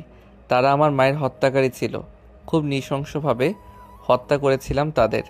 রাফসান থেকে রাফু হই, বাবার আদর থেকে বঞ্চিত, মায়ের মমতা হারিয়ে একটি পাথরে পরিণত হই। অন্ধকারের জগতে এক হিংস্র জানোয়ারের মতো পরিচিত হয়ে উঠি। এখন আমার মৃত্যুর অপেক্ষা, কখন যেন শত্রুর বুলেট বুক চিরে বের হয়ে যায় সে আতঙ্কে থাকছি। কিন্তু যখন তুমি এলে আমার জীবনে সব কিছু কেমন যেন পাল্টে দিয়েছে। আমি এখন রক্তে ভয় পাই, থরথর করে কাঁপে হাত। একটু সুখের ছোঁয়া পেতে চাই, তুমি ছাড়া এখন আর কেউ নেই আমার। মায়ের এই রিং ছাড়া আর কিছুই নেই আমার, তোমাকে দেবার মতো আর কিছুই নেই আমার। আজ একটা চাকরি পেয়েছি নিজের পরিচয় গোপন করে, মাসিক 9,000 টাকা বেতনে। মনে করি দুজনার চলে যাবে। যদি তোমার আরও চাই তাহলে সমস্যা নেই, সেটা দেওয়ার সামর্থ্য আছে। এক নিঃশ্বাসে কথাগুলো বলে একটু থামে রাফু। মিমের হাত দুটো নিজের ঠোঁটের সাথে মিশিয়ে আবার বলল, তোমাকে আর দূরে রাখতে চাই না মিম। সাবিনা আপুও আর থাকতে পারছে না এখানে, দূরের আত্মীয়রাও আর খোঁজ নিচ্ছে না তোমার। তাই তোমাকে আপন করে পেতে আজ বাবার থেকে রিংটা চেয়ে নিয়ে আসছি। কাজী অফিসে গিয়ে দুজনের বন্ধন পবিত্র করে ফেলি। তোমাকে জোর করার মতো শক্তি নেই, ভালোবাসার জোরে এতটুকু বলছি। চলো বিয়ে করি আজ এখনই। মিম কথা বলছে না, হাত থেকে রিংটা ফিরিয়ে দিয়েছে রাফুর হাতে। হতাশ রাফু, কি করবে এখন? একজাক মেঘ জড়ো হয় রাফুর মনে। কথা মাথা ঠেকিয়ে রাখে মিমের কোলে। হালকা করে চুলগুলো টেনে দিচ্ছে মিম। বিষণ্ণ রাফুর মন। তার কোল থেকে রাফুর মাথা সরিয়ে হাত বাড়িয়ে দেয় রাফুর দিকে। পরিয়ে দিবে না নাকি হাতের মুঠোয় রেখে দিবে? স্তব্ধ রাফু। সত্যি কি মিম বলছে এটা? মুচকে হেসে ফেলেছে মিম। রাফু হৃৎপিণ্ড ঢুকঢুক করছে, ড্রামা বাজানোর মতো লাফাচ্ছে। মিম বলল, তোমার হৃৎপিণ্ড যে বাহির হয়ে আসবে, তাড়াতাড়ি পরিয়ে দাও। রাফুর হাত কাঁপছে, তবুও শক্ত করে মিমকে রিংটা পরিয়ে বুকে জড়িয়ে নেয়। এক পৃথিবীর সুখ আজ দুজনের মনে। ঠোঁটে ঠোঁট মিশতেই কাশি ওঠে সাবিনার। সরে আসে দুইজন। সাবিনা বলল, তাহলে তোমরা প্রস্তুত, কাজে ডাকবো? মিম চুপ হয়ে গেছে। রাফু বলল, আপু আপনাকে তো বলছি, আর বাসর ঘর কোথায় সাজাবেন? তখনই মিম বলে উঠল, আপু তুমি আমার রুমেই বাসর সাজাবা। আর মিস্টার রাফসান, আপনিও আজ থেকে আমার বাসায় থাকবেন। আমি আপনার মেসে থাকতে পারবো না। রাফু হাসছে। সাবিনা আপু কাজী অফিসে ফোন করে আসতে বলল তাকে। রাফুর বন্ধুরা ফুলের ব্যবস্থা করে রেখেছে আঁকি, শুধু ফোনের অপেক্ষা করছিল। রাফুর ফোন পাওয়া মাত্রই তারা চলে আসে। বিউটি পার্লার থেকে লোক আনা হয়েছে। সমস্ত বাসা সাজাতে সাজাতে রাত তখন 9টা বাজে। সাবিনার মা বাবা এসেছে। মিমের মেজ মামা মামি হন তারা। মিমের এমন সিদ্ধান্তে তারা অমত ছিল, কিন্তু ওর জেদ হলো। এক কথাই বলে দিল তাদের, তোমরা তো এমনিতেই আমাকে উটকো ঝামেলা ভাবো, তোমাদের মতের প্রয়োজন নেই আমার, শুধু জানানোর প্রয়োজন ছিল তাই জানিয়েছি। সাবিনা কিছু বলেনি আজ। কিছু বললে হয়তো ঝামেলা বাঁধত, কিন্তু সে চায়নি ঝামেলা বাঁধতে। কাজী সাহেব বিয়ে পড়িয়ে চলে গেলেন। সাবিনা তার মা বাবাকে একে একে চলে গেলেন, ওদের রেখে গেলেন একা। স্বামী খাওয়া দাওয়ার জন্য হোটেল থেকে খাবার আনা হয়েছে। নর্মাল একটা শাড়িতেই বিয়ে হয়েছে মিমের। তার শখ নেই নতুন করে সাজবার। তার স্বপ্ন তার ভালোবাসার মানুষ তার পাশে থাকুক। সেজেগুজে যদি ভালোবাসার মানুষটাকেই না পায়, তাহলে তো সাজুগুজু করার মূল্য নেই। যদিও সে তার ভালোবাসার মানুষকে পেয়েছে, মন চায়নি ভারী গয়না শাড়ি পরে বসে থাকতে।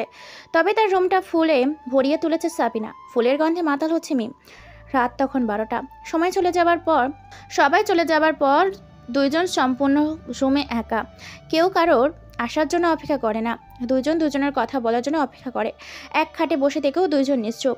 রাফু একবার ভাবে, ছুঁয়ে দেই তাকে। সাহস করে ওঠা হয় না আর রাফুর। পবিত্র বন্ধনে আবদ্ধ হয়েও তার উপর জোর প্রয়োগ করা অন্যায়। স্বামীর অধিকার দুজনের সম্মতিতে। মিমের হাতটা শক্ত করে ধরে ফেলে রাফু। এর আগেও হাত ধরেছে, নরম ঠোঁটের ক্লান্তি ছোঁয়াও ছুঁয়েছে, তবু আজ অন্যরকম লাগছে। আনমনে মিম বলল, তো ভয় করছে খুব, অন্ধকারে নিঃশ্বাস আটকে আসছে আমার। কি বলছো, আলো জ্বালিয়ে দেই? হড়ি করে উঠে দাঁড়ায় রাফু। মিম বলল, আমার ভয় কাটবে না এ আলোয়। নিঃশব্দে খাটের এক পাশে বসে রাফু। হাতটা তখনও ধরে আছে, ভেতর পুরুষত্ব নাড়া দিচ্ছে, বারবার ঝাঁপিয়ে পড়ার ইঙ্গিত টানছে। মনোবল কঠোর রাফুর। দৈহিক পরিবর্তন হলেও মনকে শান্ত রেখেছে। নরম কণ্ঠে রাফু বলল, দেখি আমার গুণবতী বউয়ের কি হয়েছে। হালকা করে গাল ছুঁয়েছে রাফু। ঠোঁট দুটো আজ শক্ত মনে হচ্ছে। হালকা মোটা চামড়ার আবৃত হয়েও ক্ষণিকের জন্য রাফু বুড়ো আঙুলের হালকা কামড়ে দিয়েছে। বলল মিম, চাঁদ দেখবো, ভরা পূর্ণিমার চাঁদ। এখন চাঁদ দেখবে?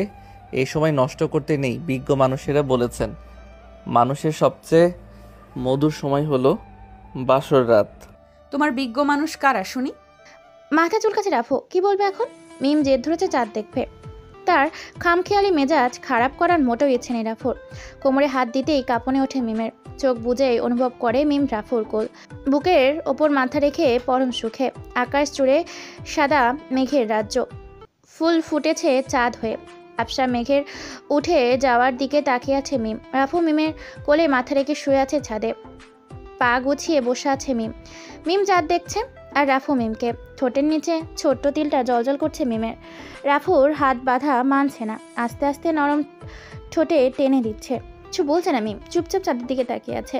ছাদের চারপাশে 2 ফুট উঁচু দেওয়াল। দুজন শুয়ে থাকলেও চারপাশ থেকে কেউ টের পাবে না। তখন মধ্যরাত, প্রায় ঘুমের শহর। হালকা করে টেনে মিমকে এক করে ফেলে রাফুর দেহ। চাঁদ মুখে লুকায় কালো মেঘে। দুজন সুখী মানুষের সুখের সাগরে নৌকা বয়ে চাঁদ উকি দেয়নি। বিছানায় শুয়ে আছে দুজন ক্লান্ত শরীরে। মিমের পাগলামি আবার শুরু। মাথা উঠিয়ে রাফুর দিকে তাকিয়ে বলল, আইসক্রিম খাবো। হাঁ করে তাকিয়ে আছে মেয়েটার দিকে। জোর কণ্ঠে বলল রাফু, তুমি কি পাগল নাকি? ইস, পাগল না, যাও আইসক্রিম খাবো। পারবো না। পারবা না? না, পারবো না। আচ্ছা, তুমি আবার আমার কাছে এসো, পারলে তখন দেখাবো। আচ্ছা, আমি যাচ্ছি। এই তো সোনা বরটা আমার। আগে গজগজ করতে করতে একটা গেঞ্জি গায়ে জড়িয়েছে। তখন মিম বলল, গেঞ্জি পরে যাও কোথায়? তোমাকে উদ্ধার করতে। মুখে হাত দিয়ে খুকু করে হেসে ওঠে মিম। রাফু চিন্তা করে মেয়েটার ভয়ঙ্কর রূপ বের হচ্ছে আস্তে আস্তে। আগে বলেছিল বিশ্বাস করেনি, আর এখন বুঝতে পারছি মেয়েটা একটা বদমাস। রুম থেকে বের হয়ে তখন মিম রাফুকে ডাক দেয়, এই শুনছো? হ্যাঁ বলো। তুমি বাহিরে যাচ্ছ, আমি একা একা ভয় পাবো তো। কেন, আইসক্রিম খাবে না? আনতে যাচ্ছি। আইসক্রিম আনতে বাহিরে যেতে হবে কেন? এত রাতে তোমাকে কে দিয়ে যাবে আইসক্রিম শুনি? মিস্টার মাস্তান এনে দেবে। মস্করা করবে না, যাচ্ছি আমি। এই কোথায় যাচ্ছ? তোমার মাথা। আইসক্রিম তো ফ্রিজেই আছে। মুখে হাত দিয়ে ফেলে মিম। রাফু রক্তচক্ষু করে তাকিয়ে আছে মিমের দিকে। আল্লাহ, মেয়েটা আমাকে মেরেই ফেলবে। তোমাকে তো আস্তে আস্তে মারবো। তবে রে দেখাচ্ছি বলে দরজা আটকে দেয় রাফু। সকাল তখন 9টা বাজে। ঘুম ঘুম চোখে চারিদিকে তাকাচ্ছে রাফু। মিম নেই পাশে। দরজার সামনে দাঁড়িয়ে আছে শহীদ, রাফুর বাবা। সকল ক্লান্তি মুহূর্তেই হারিয়ে গেছে। কোনোরকম বিছানা উপর বসেই বলল, মিম কোথায়? বাবা তখন বলল, তুই বিয়ে করছিস একবার জানানোর প্রয়োজন মনে করলি না? মিম কোথায় সেটা জিজ্ঞেস করছি আমি। বাবা রাফুর সামনে এগোতে এগোতে বলল, তুই নিজেকে কি মনে করিস? হ্যাঁ, এতিম মনে করে। মাহারা এক এতিম।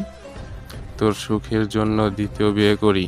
আমার সুখ চাইলে দ্বিতীয় বিয়ে করতে না বাবা, আমি তোমার সঙ্গ চেয়েছিলাম। যাই হোক, বাসায় চল। আমার বাসা তো এটাই এখন। ঘর জামাই থাকবে এখানে, নিজেকে বেছে দিছিস রাফু, ভাবতেও অবাক লাগছে।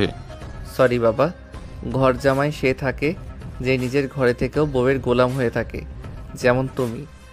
আমি তো ইচ্ছে স্বাধীন। তুই কি ভাবছিস অন্ধকার জগৎ তোকে বাঁচতে দিবে? সেটা তোমার দায়িত্ব। বাঁচানো হলে আমি রাফু তা গোপন রাখো, দেখবে আমার জীবনটা সুন্দর হবে। তোর মা দুপুরের খাবারের জন্য তোদের ডেকেছে। আমার মা নেই, তুমি চলে যাও। কথাটা বলে চুপ হয়ে যায় রাফু। নতুন শাড়ি গয়না পরে নতুন করে বউ সেজেছে মিম। কি হলো, তুমি যাবে না? বাবা এসেছেন আমাদের নিতে। আমি যাচ্ছি না। তুমি যাবা না মানে? চুপ করে আছে রাফু। তখন বাবা বলল, মা, আমি বলছি ওর জেদে ও আটকে আছে। বাবা কি বলছেন? যা শুনতে পাচ্ছ তাই। আচ্ছা, তোমার যেতে হবে না, আমি বাবার সাথে যাচ্ছি। রাফু দ্বিতীয় কথা বলল না, মিমকে যেতে বাধাও দেয়নি। দেখে আসুক নরক। আবার নিচের কালো রঙের 4-5টা গাড়ি, একই রকম গাড়ি, এক মডেলের, এক নাম্বার প্লেট। রাফুর বাবা মুচকি হেসে বলল, মা, এটা নিরাপত্তার জন্য। মিম বুঝতে পারেনি এগুলো। রাফুর বাবা কত বড় গ্যাংস্টার। তার বিপদে প্রতি পদে পদে গাড়ি চলছে, একটি করে গাড়ির সামনে পিছিয়ে করছে। হঠাৎ করেই কালো রঙের একটি বেগ তাদের সামনে তাল মিলিয়ে চলছে। কালো কাপড়ে মুখ বাঁধা, সানগ্লাস চোখে, পিঠে বাঁধা দুটো তলোয়ার। রাফুর বাবা বলল, মিম, আমার ছেলেটা তোমাকে সত্যি খুব ভালোবাসে, সঙ্গ দিও সবসময়। আশ্বাস দেয় তার বাবাকে। কখনো ছেড়ে যাবে না সে রাফুকে।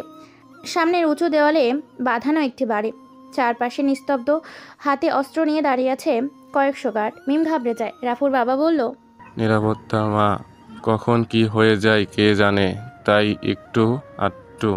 মিমের মুখে কথা নেই, চুপচাপ বসে আছে। বাড়ির ভিতরে গাড়ি প্রবেশ করতে চমকে ওঠে মিম। মিমের সামনেই খালি জায়গায় ছোট্ট ফুলের বাগান, কত সুন্দর করে সাজানো। পাশে কালো বাইকটাও এসে ঢুকলো বাসার ভেতর। মিম বলল, বাবা, এই বাইকটা তো তখন ছিল না। বাইকটা স্পেশাল কারুর। স্পেশাল কে? তুমি নিজেই দেখে নাও। বলেই গাড়ির থেকে বের হলো মিম। বাসার সবাই বাইরে আসছে। রাফুর সৎমা, বাবার দ্বিতীয় বউ ছোট মেয়ে আরিফা, বড় ছেলে আব্দুল্লাহ। আব্দুল্লাহর বন্ধু ভাবে, আর তাকে কখনো ভাই ভাবেনি রাফু। সৎমা সবার সামনে, তার হাসি দেখলেই শরীর জ্বলে রাফুর। মিম তাকিয়ে আছে কালো বাইকের দিকে। কে স্পেশাল মানুষ? কালো কাপড়ে বাঁধা মুখ খোলেনি, তড়িঘড়ি করে বাসায় প্রবেশ করে। বাবা, মানুষটা কে? এমন অদ্ভুতভাবে সেজেছে, তার উপর বাসার ভেতরে ঢুকে যাচ্ছে।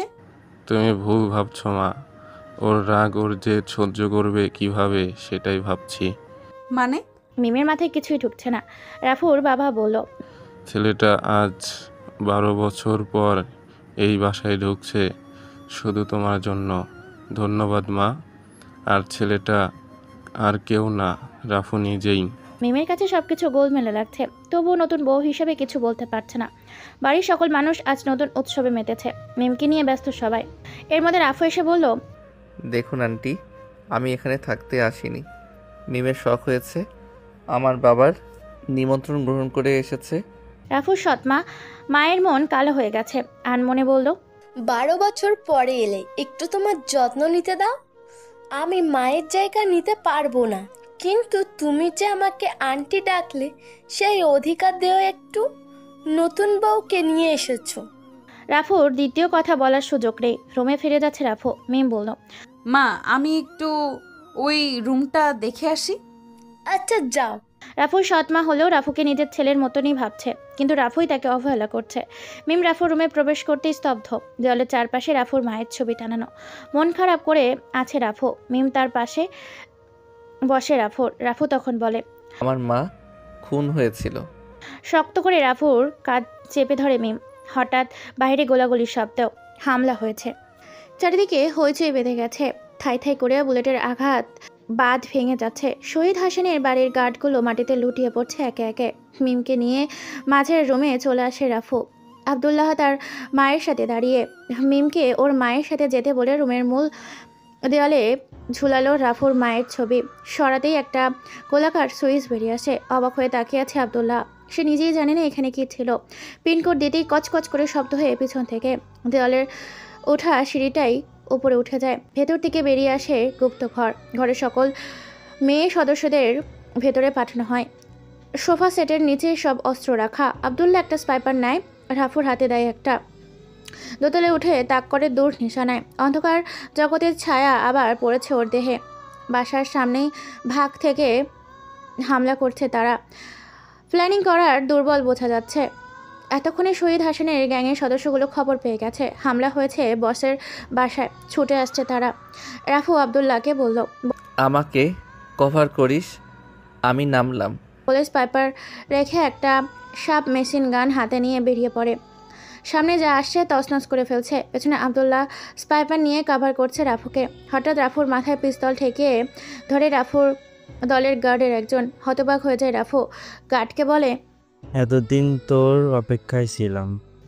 আবদুল্লাহ গার্ডের দিকে স্পাইপারের নিশানা তাক করতেই হাতের ইশারায় ওকে থামিয়ে দিল রাফু। গার্ড মোবাইল বের করে কাউকে ফোন করে বলল। রাফু হাসছে। নিজের মাথার মূল নির্ধারণ করতে গিয়ে ভুল হয়ে গেছে। কার মাথা দিকে পিস্তল তাক করে রাখছে সে? হাতের ইশারায় স্পাইপারের 4 ইঞ্চি বুলেট থেতলিয়ে গেছে গার্ডের মাথায়। রক্তে মেখে গেছে রাফুর মুখ। ফোনটা হাতে নিয়েই রাফু বলল, রাফু বলছি, আমার মূল্য শুধু আমাকে দিয়ে মেটানো যাবে। তুই কোন দেশের আলু বে? ফোনের ওপাশ থেকে উত্তর আসে না। একটানে পানির গ্লাস শেষ করে শব্দ আসে। রাফু আবার বলল, আমার পরিবারের দিকে দ্বিতীয়বার যদি চোখ তুলে তাকিয়েছিস না, তোর চোখ তুলে তোর পিছনে ঢুকিয়ে দেব।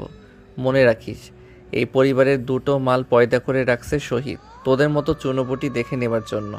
বলতেই ফোন ডিসকানেক্ট হয়ে যায়। রাফুর দলের লোকগুলো ঘেরাও করে ফেলে তাদের। গুলিবিদ্ধ গুলি বন্ধ তখন। রাফুর বাবা উত্তেজিত কণ্ঠে বলছে, কার এত বড় সাহস আমার পরিবারের ওপর হামলা করে? কার সাহস? মিম ঘাবড়ে আছে। বেসিনে মুখ ধুয়ে নেয় রাফু। মিমের হাতটা শক্ত করে ধরে আছে আবদুল্লাহর মা। মিম, এদিকে এসো। ডাক দেয় রাফু। মিমের পাশে এসে দাঁড়াতেই রাফু বলল, দ্য ব্ল্যাক ড্রাগন পরিবার প্রতিষ্ঠাতা শহীদ আমার জন্মদাতা মিসেস শহীদ, তার পরিবার। দেয়ালের ঝুলানো মায়ের ছবি দেখছো না? আমার গর্ভধারিণী মা। তাকে খুন করা হয়েছে, তা তো বলছিলাম তোমাকে। আজ সবার সামনে কথাটা বলি। রাফু, এসব কেন? রাফুর কথার মাঝে ওর বাবা কথা বলে ওঠেন, সত্যিটা ওকে জানতে হবে। ওর সাথে বাকি জীবনটা যে কাটানো বাকি। তোমার মতো বউয়ের আঁচলে মুখ লুকিয়ে থাকার ছেলে নই আমি। রাফু, কি বলছো এসব? চুপ করুন আন্টি, সত্যিটা আপনিও জানেন না, জানতে হবে আপনাদের। মনে আছে আন্টি, আপনার বাবা এক দুর্ঘটনায় মারা যায়? সেটা মিস্টার শহীদের গাড়ি ছিল, যেটা আপনার 2 ভাই বুঝতে পেরেছিল।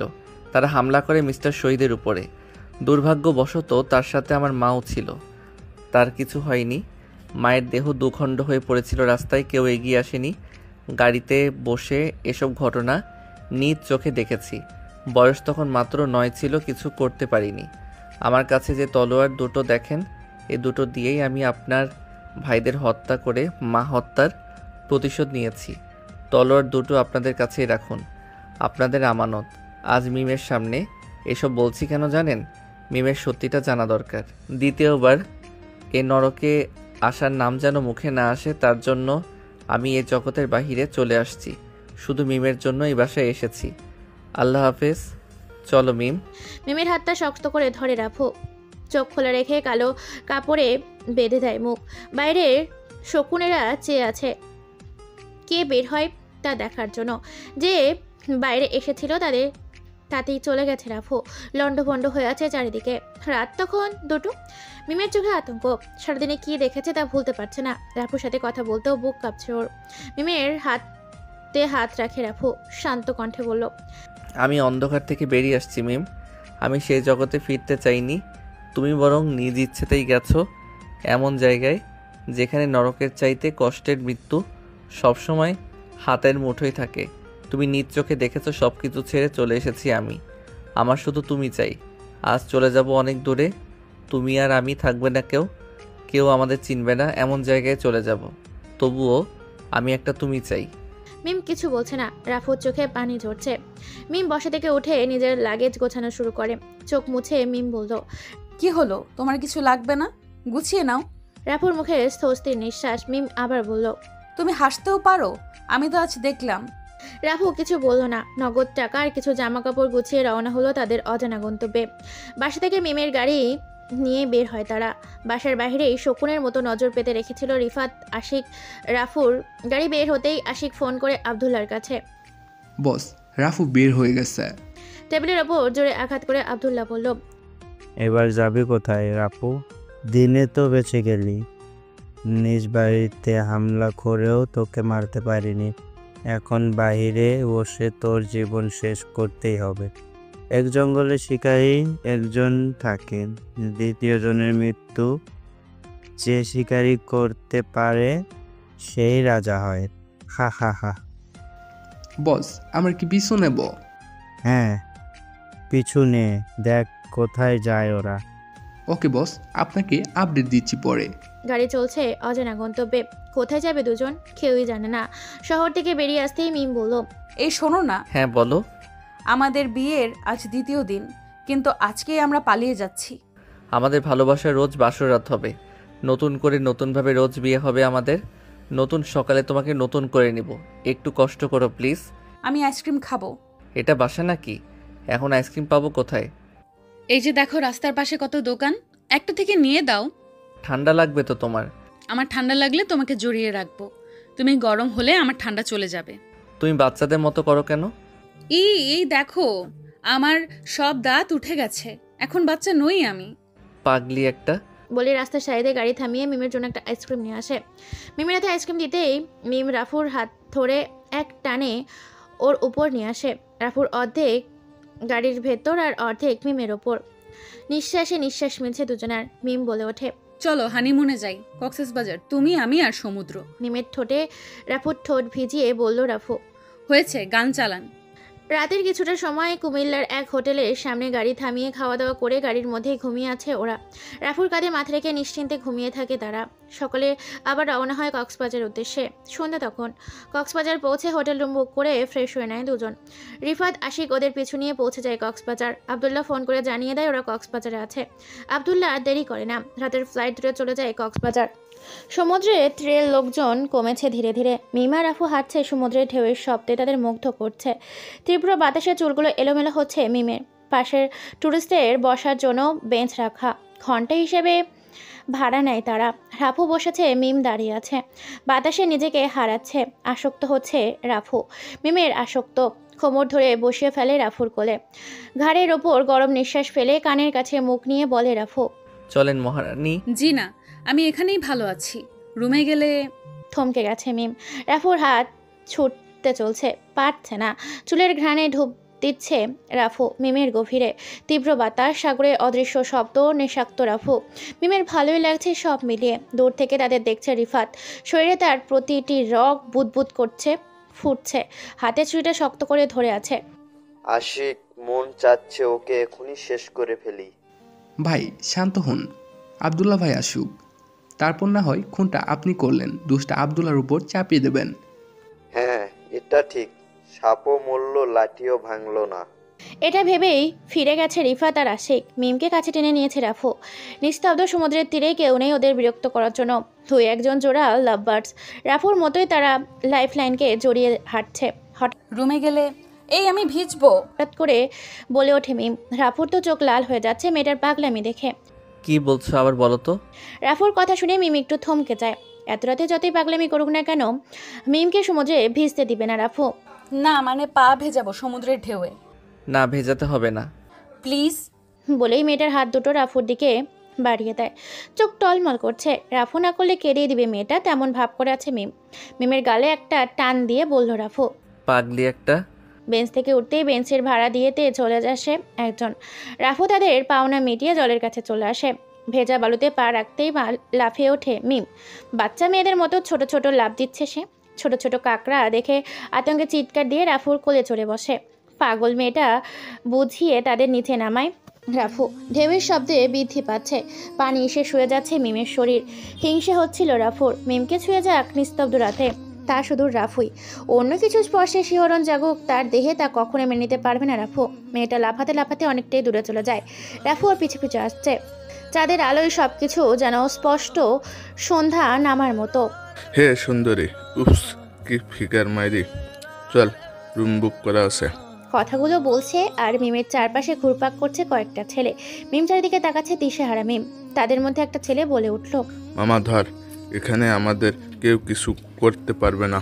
বলতে পেছন থেকে একটা ছেলে মিমকে জাপটে ধরেছে। শকুনের চাউনিতে চেয়ে আছে সামনে থাকার ছেলেগুলো। চিৎকার দিতে গিয়েও বাধা থেকে মুখ চেপে ধরে আরেকজন। সামনে থাকা ছেলেটা মিমকে দিকে এগোচ্ছে। থাপ করে একটা শব্দ। কানের ওপাশ থেকে রক্ত ছিটকে বেরিয়ে পড়ছে। হাঁটু গেড়ে বসে পড়ে পেছনের ছেলেটা। পেছনে দাঁড়িয়ে আছে রাফু, হাতে সমুদ্রের ভেসে আসা লোহার পাত। বসা ছেলেটার পিঠে এক আঘাত, লুটিয়ে পড়ে মাটিতে। মিমকে ছেড়ে দিয়ে ছেলেগুলো দৌড়ে পালানোর চেষ্টা করে। রাফুর পিস্তল থেকে 4টা বুলেট খরচ করে 4 জনের পায়ের নিশানা। গড়াগড়ি খাচ্ছে তারা বালুর উপর। 2 জনের পায়ের নিশানায় লেগেছে, আর 2 জনের মস্তিষ্কে। সাথে সাথে মৃত্যু 2 জনের। ভেজা বালুর রক্তে লাল হয়ে যাচ্ছে। রাফুর রক্ত টক বগিয়ে ফুটছে। সামান্য পানি ওকে ছুঁয়েছে, তার কারণেই ওর রাগ হচ্ছিল। আর এরা তো মানুষ। পায়ে হাত দিয়ে চেপে ধরে চিৎকার করছে ছেলে দুটো। তাদের সামনে দাঁড়িয়ে রাফু, হাতে লোহার পাত। তোরা ভুল করছিস রে, ভুল মানুষের শরীরে স্পর্শ করেছিস বলে ওদের 2 হাতে আঘাত করতে শুরু করে রাফু। আমার কলেজে হাত দিবি তোরা, তাই না? চিৎকার করে বলছে এইগুলো আর শরীরের সমস্ত শক্তি দিয়ে ওদের আঘাত করছে। দেহের হাড়গুলো মরমর করে উঠছে, ভেঙে যাচ্ছে। শব্দে রাফুর কান পর্যন্ত পৌঁছে যাচ্ছে। ওদের আর্তনাদ রাফুর কানে পৌঁছায় না। টহলকারী পুলিশ দৌড়ে আসছে ওদের চিৎকার শুনে ঘটনাস্থলে। ততক্ষণে রাফু 2টো বুলেট ওদের দেহে চির হয়ে বেরিয়ে গেছে। পুলিশ 5টা লাশ উদ্ধার করে সেখান থেকে। কে মেরেছে প্রমাণ নেই। হোটেলে আস্তে আস্তে মিম বলল, ওদের এভাবে মারা ঠিক হয়েছে কি? তোমাকে স্পর্শ করা সেই সকল মানুষের মৃত্যু ভয়াবহ হবে। তোমাকে স্পর্শ করার অধিকার শুধু আমার। আসছে অধিকার দেখাতে। রাফুর রাগ তখনও কমেনি। বড় বড় নিঃশ্বাস নিয়ে চোখ লাল করে আছে। মিম রাফুর দিকে তাকিয়ে একটু চুপ হয়ে গেছে। তারপর আবার বলল, আমি তো তোমারই। তুমি ছাড়া যে আমাকে স্পর্শ করবে তার হাত আমি ভেঙে দেব। শুধু হাত না, জীবন যাবে। হয়েছে, আর জীবন নিতে হবে না। আমি একটা রাফুকে চাই, যে রাফু এসব মারধর ছেড়ে সম্পূর্ণ আলাদা। আমি আমার জন্য মারধর ছেড়েছি, তোমার জন্য ছাড়িনি। আমার উপর অন্যায় হবে সহ্য করব, কিন্তু তুমি, তোমার উপরে ফুলের টোকা আসলেও আমি হিংস্র হব, কারণ তুমি স্পেশাল। কেমন স্পেশাল মিস্টার মাস্তান? রাফুর কথা বলার মোটেও ইচ্ছে নেই এখন। নিরিবিলি হোটেলের রুমে ঢুকে ফ্রেশ হয়ে বিছানায় ওঠে। অন্ধকার রুমে মিমের বুকে মুখ লুকিয়ে 2 জন এক হয়ে যাচ্ছে সুখের সাগরে। পরদিন সকালে পুলিশ তদন্ত করছে সমুদ্রের তীরে। সমুদ্রের জলে সবকিছু সমান হয়ে গেছে, ধুয়ে গেছে সবকিছু। রিফাত সব ঘটনা শুনে স্তব্ধ। 5টা লাশ, অথচ খুনি উধাও। আশিকের আশঙ্কা খুনগুলো রাফুর হাতেই হয়েছে। সেই সময় রাফু এখানটায় ছিল। এর মানে আব্দুল্লাহ এসেছে ওদের এখানে। রিফাত আব্দুল্লাহর সামনে এগিয়ে বলল, বস, গত রাতে 5 জন খুন হয়েছে এখানে। না, সব তো নয়। টুরিস্টদের নিরাপত্তার জন্য পুলিশ পাহারা বেশি হবে ওখানে। তো তাই বলছিলাম কি, কাজটা অন্য এক জায়গায় করলে ভালো হয় না? ঠাস করে একটা চড় মেরে দেয় রিফাতের গালে আব্দুল্লাহ। রক্ত চক্ষু করে বলল আব্দুল্লাহ, এমন সুযোগ দ্বিতীয়বার আসবে বলে মনে হয় না।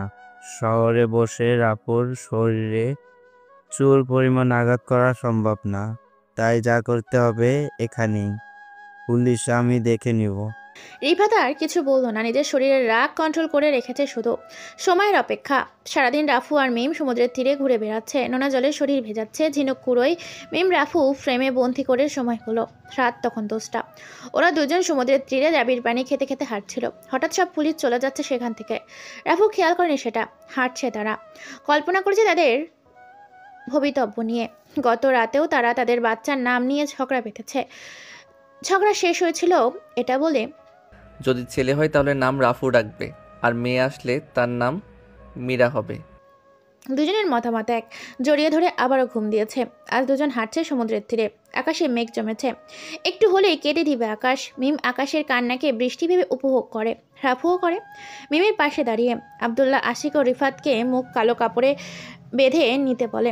যখন 2 জন 2 জনের ঠোঁটে আসক্ত হবে তখনই হামলা করতে হবে। আশিকের পেছনে আয়রন রড। আশিকের কাজ শুধু রাফির মাথায় আঘাত করে তাকে অচেতন করা। বাকি কাজটা রিফাতের কাছে ছুরি, আর আব্দুল্লার কাছে রাফুর ফেভারিট 9mm পিস্তলটা। রাত 10টার একটু বেশি। ডাবের জল তৃষ্ণা মেটাচ্ছে না রাফুর। মিমের মাথার পেছনে হাত রেখে টেনে নেয় রাফুর কাছে। 2 জনের চোখে অতৃপ্তিকর তৃষ্ণা। কোমল ঠোঁটে এক হতে আশিকের হাতে থাকা আয়রন রডের আঘাতে বসে পড়ে রাফু। মাথা পেটে রক্ত চড়ছে। খুঁড়িয়ে আর একটা আঘাত। চেয়ে আছে রাফু তাদের চেহারার দিকে। কালো অন্ধকারের ছায়ার মতো লাগছে। মিম রাফুকে ধরতেই আশিক মিমকেও আঘাত করে। এক আঘাত। বালিতে লুটিয়ে পড়তেই কোনো রকম উঠে দাঁড়িয়েই আশিকের গলা টিপে ধরে। জিহ্বা বের করে ফেলে আশিক। রিফাতের কাছে থাকা ছুরিটা রাফুর ডান বুকে বসিয়ে দেয়। মা করে এক চিৎকার করে রাফু। সমস্ত পৃথিবী অন্ধকার। গভীর ক্ষতের সৃষ্টি হয় বুকের ডান পাশে। সেটা রাফুর হাতে দিয়ে অন্ধকারেই চালিয়ে দেয়। আঘাত করে আবদুল্লার হাতে। চিনচিন করে রক্ত ঝরছে ওর হাত থেকে, তবুও দাঁড়িয়ে নেই রাফু। সবশেষে আবদুল্লা রাফুর বুকের বাঁ পাশে তার পিস্তলের একটা বুলেট বুক চির করে ঢুকে যায়। লুটিয়ে পড়ে সমুদ্রের তীরে। সবকিছু নিস্তব্ধ। মিমের জ্ঞান নেই। অতিরিক্ত রক্তক্ষরণে জ্ঞান হারিয়েছে। রাফু তাকিয়ে আছে আকাশের দিকে। সমুদ্রের ঢেউ বারবার এসে শরীর জড়িয়ে যাচ্ছে, নিশ্চুপ হয়ে গেছে। আবদুল্লা ওদের দিক থেকে একটু দূরে যেতেই থাই থাই করে আরো দুটো শব্দ হয়। রিফাতের রক্তাক্ত দেহ লুটিয়ে পড়ে বালুতে। আশিক হতবাক হয়ে তাকিয়ে আছে। আবদুল্লাহ বলল, শালা আমাকে ব্ল্যাকমেল করার জন্য ভিডিও করে। আছে বলেই রিফাতের শার্টের বোতামের মতো লুকানো ক্যামেরাটা বের করে নেয় আবদুল্লাহ। আশিক তপ্তে খেয়ে দাঁড়িয়ে আছে। আবদুল্লাহ আবার বলে, আশিক যখন ভিডিও রেকর্ড হচ্ছিল তখন সবুজ রঙের বাতির সিগন্যাল দিচ্ছিল, আর তাতেই আমার মাথার বাল্ব জ্বলে ওঠা। বিশ্বাসঘাতকতা। ভাবতেও পারেনি রিফাতের মনে এত বুদ্ধি চলছিল। আবদুল্লাহ দ্বিতীয়বার বলে, আশিক রিফাতের লাশ গুম করে ফেল। তোর অ্যাকাউন্টে পর্যাপ্ত পরিমাণে মাল পেয়ে যাবি। শুধু গ্যাংয়ের মধ্যে কথাটা ছড়িয়ে দিবি যে এক অ্যাক্সিডেন্টে রিফাতের হাত কেটে গেছে, আর ওই অ্যাক্সিডেন্টের পর রিফাতকে আর খুঁজে পাওয়া যাচ্ছে না। ব্যাস এটুকুই। ওকে বস, আপনি যা বলবেন তাই হবে। চলে যায় আবদুল্লাহ। আশিক রিফাতের লাশের পেট কেটে ফেলে ওর হাতের ছুরি দিয়ে। বালি ভর্তি করে কোমরের বেল্ট খুলে শক্ত করে বেঁধে সাগরের গভীরে নিয়ে ফেলে দেয়। নিখোঁজ রিফাত। ফোন করে কয়েকজন খবর ছড়িয়ে দেয় আশিক, সাথে আবদুল্লাহ শিখানো কথাগুলো। সমুদ্রের তীরে মিম রাফুকে ঘায়েল অবস্থায় পড়ে থাকতে দেখে ওদের হাসপাতালে নিয়ে যায় কয়েকজন ট্যুরিস্ট। কক্সবাজারে ওদের চিকিৎসা দিতে না পেরে লাইফ সাপোর্টে ঢাকা নিয়ে আসা হয়। অচেনা দুজন কেউ নেই তাদের সাথে। কত খরচ লাগবে তাদের চিকিৎসা কেউ জানে না। ডাক্তাররা কেউ এগিয়ে আসছে না তাদের দিকে। একজন নার্স চিনতে পারে রাফুকে। সেই রাফু গ্যাং মেম্বারদের একজন। যেখানে ঘায়েল অবস্থায় তাকেই নেওয়া হয় গোপন আস্তানায়। চুপি চুপি ফোন করে শহীদ শাহ হাসানের কাছে। একদম ক্রিটিক্যাল অবস্থা রাফুর। নিঃশ্বাস চলছিল কোনো রকম কথা না ঘুরিয়ে সরাসরি সব কিছু খুলে বলে। অস্থিরতা শুরু হয় শহীদ হাসানের মনে। কাউকে কিছু না জানিয়ে চুপি চুপি চলে আসে হাসপাতালে। রাফুর মুখে অক্সিজেন লাগানো। নিঃশ্বাস নিতেও কষ্ট হচ্ছে। ডাক্তারি সকল রিপোর্ট সাইন করে শহীদ হাসান। পুলিশ তদন্তের জন্য আসলে শহীদ হাসানকে ওখানে দেখে সালাম দিয়ে চলে যায় তারা। কি আহত হয়েছে তারা জানার বিন্দু মাত্র আগ্রহ দেখায়নি তারা। রাফুর অপারেশন চলছে। মিমুর অবস্থাও ততটাও দুর্বল। মাথায় আঘাত করে রক্ত জমেছে সেখানে। অপারেশন করলেও কমায় যাওয়ার সম্ভাবনা 80%। দুজনের অপারেশন চলছে 2 রুমে। শহীদ হাসান পাগলের মতো ছুটছে এদিক ওদিক। 18 ঘন্টায় অপারেশন হয় রাফুর। এই যাত্রায় বেঁচে গেছে রাফু, কিন্তু সুস্থ হতে কমপক্ষে 6 মাস সময় লাগবে। এতদিন হাসপাতালেই ভর্তি হয়ে থাকতে হবে তাকে। মিমের অপারেশন হয়েছে, ডাক্তাররা কিছু বলতে পারছে না ওর অবস্থা। লাইফ সাপোর্টে রাখা হয়েছে মিমকে। বাঁচা মরা এখন মিমের কাছে। সৃষ্টিকর্তা মিমের ভাগ্যে যা লিখে রেখেছেন তাই হবে। শহীদ হাসান গোপনে রাফুর দেখানোর জন্য গ্যাংয়ের স্পেশাল একটা টিম তৈরি করে। সাধারণ রাজ ওয়ার্ড বয় হিসেবে হাসপাতালে ঘোরাফেরা করে রাফুর নিরাপত্তার জন্য। রাফুর জ্ঞান ফিরে হাঁটতে চলতে পারছে না ও। বুকের ভেতর অসংখ্য যন্ত্রণায় জ্ঞান হারায় বারবার। রাফুর তখন জ্ঞান ছিল। শহীদ হাসান রাফুর সামনে দাঁড়িয়ে। কঠিন মানুষটির চোখের জল থই থই করছে। রাফু বলল, গ্যাংয়ের কেউ আমার সাথে বিশ্বাসঘাতকতা করেছে। আমি স্পষ্ট তার শরীরে ব্ল্যাক ড্রাগনের নিশানা দেখেছি। আঘাত করেছি তার শরীরে। তুই কি দেখেছিস তাদের? না, তাদের মুখে কালো কাপড়ে বাঁধা ছিল। কাউকে সন্দেহ করিস? আমি কাউকেই বিশ্বাস করি না, কিন্তু কারা এরা? তাহলে কিভাবে বের করবি তাদের? আমি নই, তুমি খোঁজ নাও। আমার উপরে যেদিন হামলা হয় সেদিনের আশেপাশে কেউ আহত হয়েছে কিনা। হঠাৎ শহীদ হাসান থমকে যায়। কিছু না বলিস রাফুর সামনে থেকে বের হতেই বলছিল, আমি দেখব। শহীদ হাসানের চেহারায় বিস্ময়ের ছাপ। কেন জানি মনে হচ্ছে তার আপন কাউকে হারাতে চলেছে। দ্রুত বাসায় চলে আসে শহীদ হাসান। আবদুল্লাহ শরীরে প্রচণ্ড জ্বর, হাতে বড়সড় ব্যান্ডেজ লাগানো। শহীদ হাসান আবদুল্লাহর সামনে এসে বলল, কাজটা কেন করলি তুই? ও তোর ভাই হয়, তুইও ও আমার ছেলে। এখন আমি কাকে বাঁচাই, নাকি নিজেই মরে যাই? রাফু কি বেঁচে আছে? আতকে ওঠে আবদুল্লাহ। শহীদ হাসান নরম কণ্ঠে বলল, তোর কথা রাফু জানবে না, কিন্তু তুই যদি দ্বিতীয়বার রাফুর ওপর হামলা করিস তাহলে ভুলে যাব তুই আমার ছেলে। রাফুর শরীরে ততটুকু শক্তি নেই। একদিন, 2 দিন, 7 দিন, পুরো 3 মাস কেটে যায় রাফুর। মিমি চোখ খোলে না, নিশ্চিন্তে ঘুমিয়ে আছে সে। চোল পড়া গালটা শুকিয়ে গেছে তার। রাফুর চোখে জল পড়তে পড়তে কালো আবরণ সৃষ্টি হয়েছে। এর মাঝে গ্যাংয়ের মধ্যে রিফাতের নিখোঁজ সংবাদ ছড়িয়ে গেছে। রাফুর কান পর্যন্ত পৌঁছে গেছে কথাটি। সে শুধু অপেক্ষা করছে সুস্থ হবার। মিমকে কানে কানে রোজ বলতো রাফু, তোমার চোখ খোলার আগে সেসব মানুষদের এমন নিকৃষ্ট মৃত্যু দিব যেন পৃথিবীর সমস্ত মানুষ তাদের লাশ দেখে আঁতকে ওঠে। প্রার্থনা করবে এমন মৃত্যু যেন তাদের না হয়। যতটা ভয়ানক মৃত্যু হয় তার চেয়ে বেশি ভয়ানক মৃত্যু দিব তাদের। নিঃশব্দে শুনে যায় মিম। অচেতন হয়ে আছে সে, চোখ মেলছে না, কানে শুনছে কিনা তাও অজানা। মিমের লম্বা চুলগুলো কেটে ফেলেছে। রাফু তার হাত দিয়ে এলোমেলো চুলগুলো আবার ঠিক করে দিচ্ছে। শুধু অপেক্ষা। সুস্থ হতেই রাফুর আত্মগোপনের রিফাতের বাসায় খোঁজ নেয়। রিফাতের খোঁজ মেলেনি তাদের কাছে। শত চেষ্টা করেও বের করতে পারেনি রিফাতের খোঁজ। শুনেছে রিফাতের ছোট ভাই ভার্সিটিতে পড়ে, কিন্তু কে তার ভাই সেটাই অজানা ছিল। রাফু পরিচয় গোপন করে ভার্সিটিতে অ্যাডমিশন নিয়ে চলতে থাকে সময়। একসময় বৃষ্টি থামে। মায়ের কবরের পাশে শুয়ে আছে রাফু। পাশে আরেকটি নতুন কবর সাইমার। হতাশ রাফু।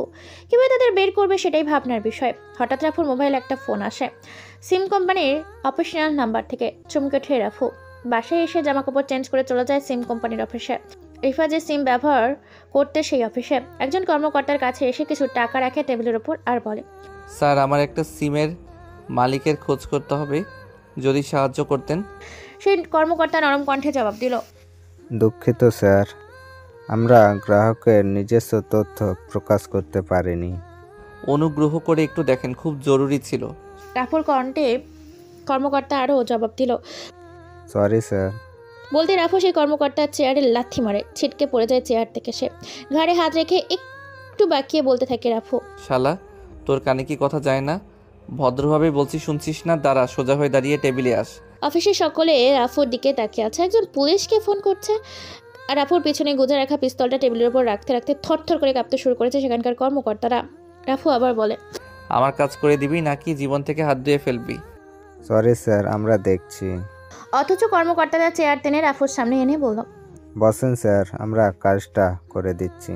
কম্পিউটারের সামনে দাঁড়িয়ে কিবোর্ডে সার্চ করে রানিং নাম্বার পেল না রিফাতের নাম্বার।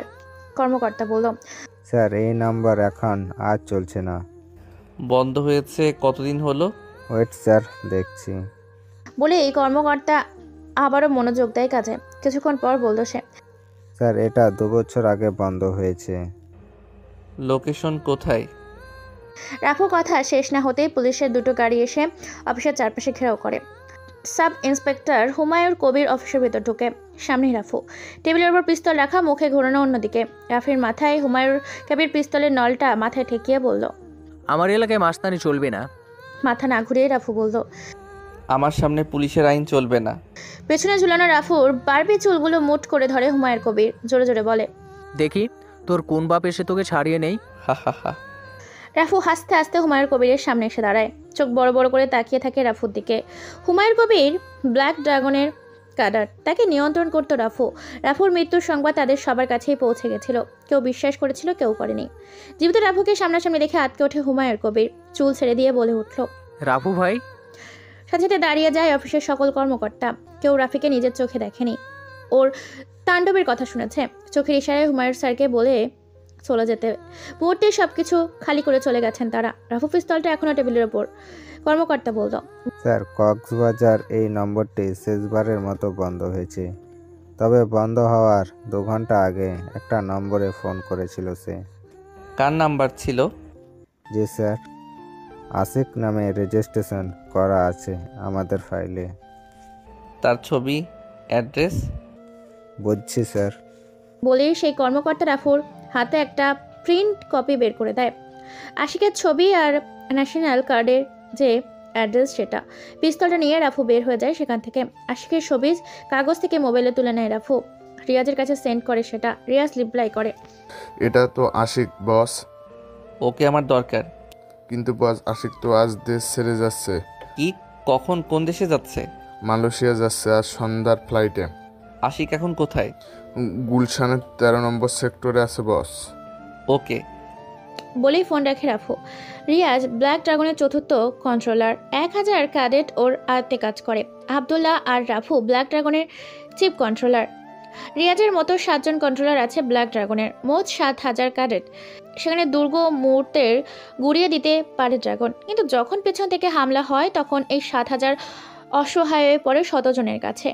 রাফু একাই বিজনেস ক্যাডেটের সমান, তবুও 3 জন তাকে ঘায়েল করে। পেছন থেকে পিঁপড়াও বাঘের সমান গর্জন করে, আঘাত হানে। আশিক গুলশানের 13 নম্বর সেক্টর থেকে বের হয়, কাঁধে ব্যাগ, হাতে পাসপোর্ট আর ভিসা। সামনেই দাঁড় করানো গাড়ি, দরজা টেনে ভেতরে ঢুকে আশিক বলল, এয়ারপোর্টে চল। ক্লোরোফর্ম চেপে ধরতেই জ্ঞান হারায় আশিক। ড্রাইভারের সিটে বসে আছে রাফু। যখন জ্ঞান ফিরে আশিক তখন নিজেকে একটি কাঠের চেয়ারে বাঁধা অবস্থায় পায়, 4 হাত পা বাঁধা। সামনেই বসে আছে রাফু। রিফাত কোথায়? গম্ভীর সুরে জিজ্ঞেস করলো রাফু। ঠোঁট কেটে রক্তে মুখের ভিতর প্রবেশ করছে আশিকের। থু, মুখের ময়লা ফেলে আশিক বলল, মেরে দিয়েছি। বলতে রাফু আশিকের মুখে এক আঘাত করে। আশিক আবার থুথু ফেলে বলল, আমরা জানতাম রিফাত বেঁচে থাকলে সমস্যা হতে পারে, তাই রিফাতকে মেরে দিয়েছি। কিন্তু তুই যে বেঁচে যাবি সেটা কল্পনাও করিনি। তোর কলিজা কি দিয়ে তৈরি বে? আশিকের মুখে তুই তুকারি শুনে রাফির মস্তিষ্ক জ্বালাতন শুরু করেছে। আশিকের সামনে ছোট একটা টেবিল এনে তার উপর প্লাস, ছুরি, হাতুড়ি, পিস্তল রাখে। তারপর রাফু বলল, কিভাবে তোর মৃত্যু চাস বল।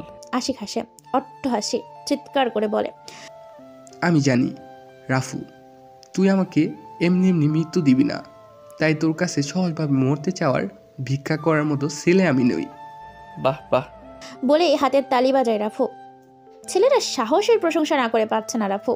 প্লাসটা হাতে নিতেই আশিকের আঙুলের নখগুলো টেনে তুলে ফেলে। আশিকের চিৎকারে মাথা ঘুরে যায় রাফুর।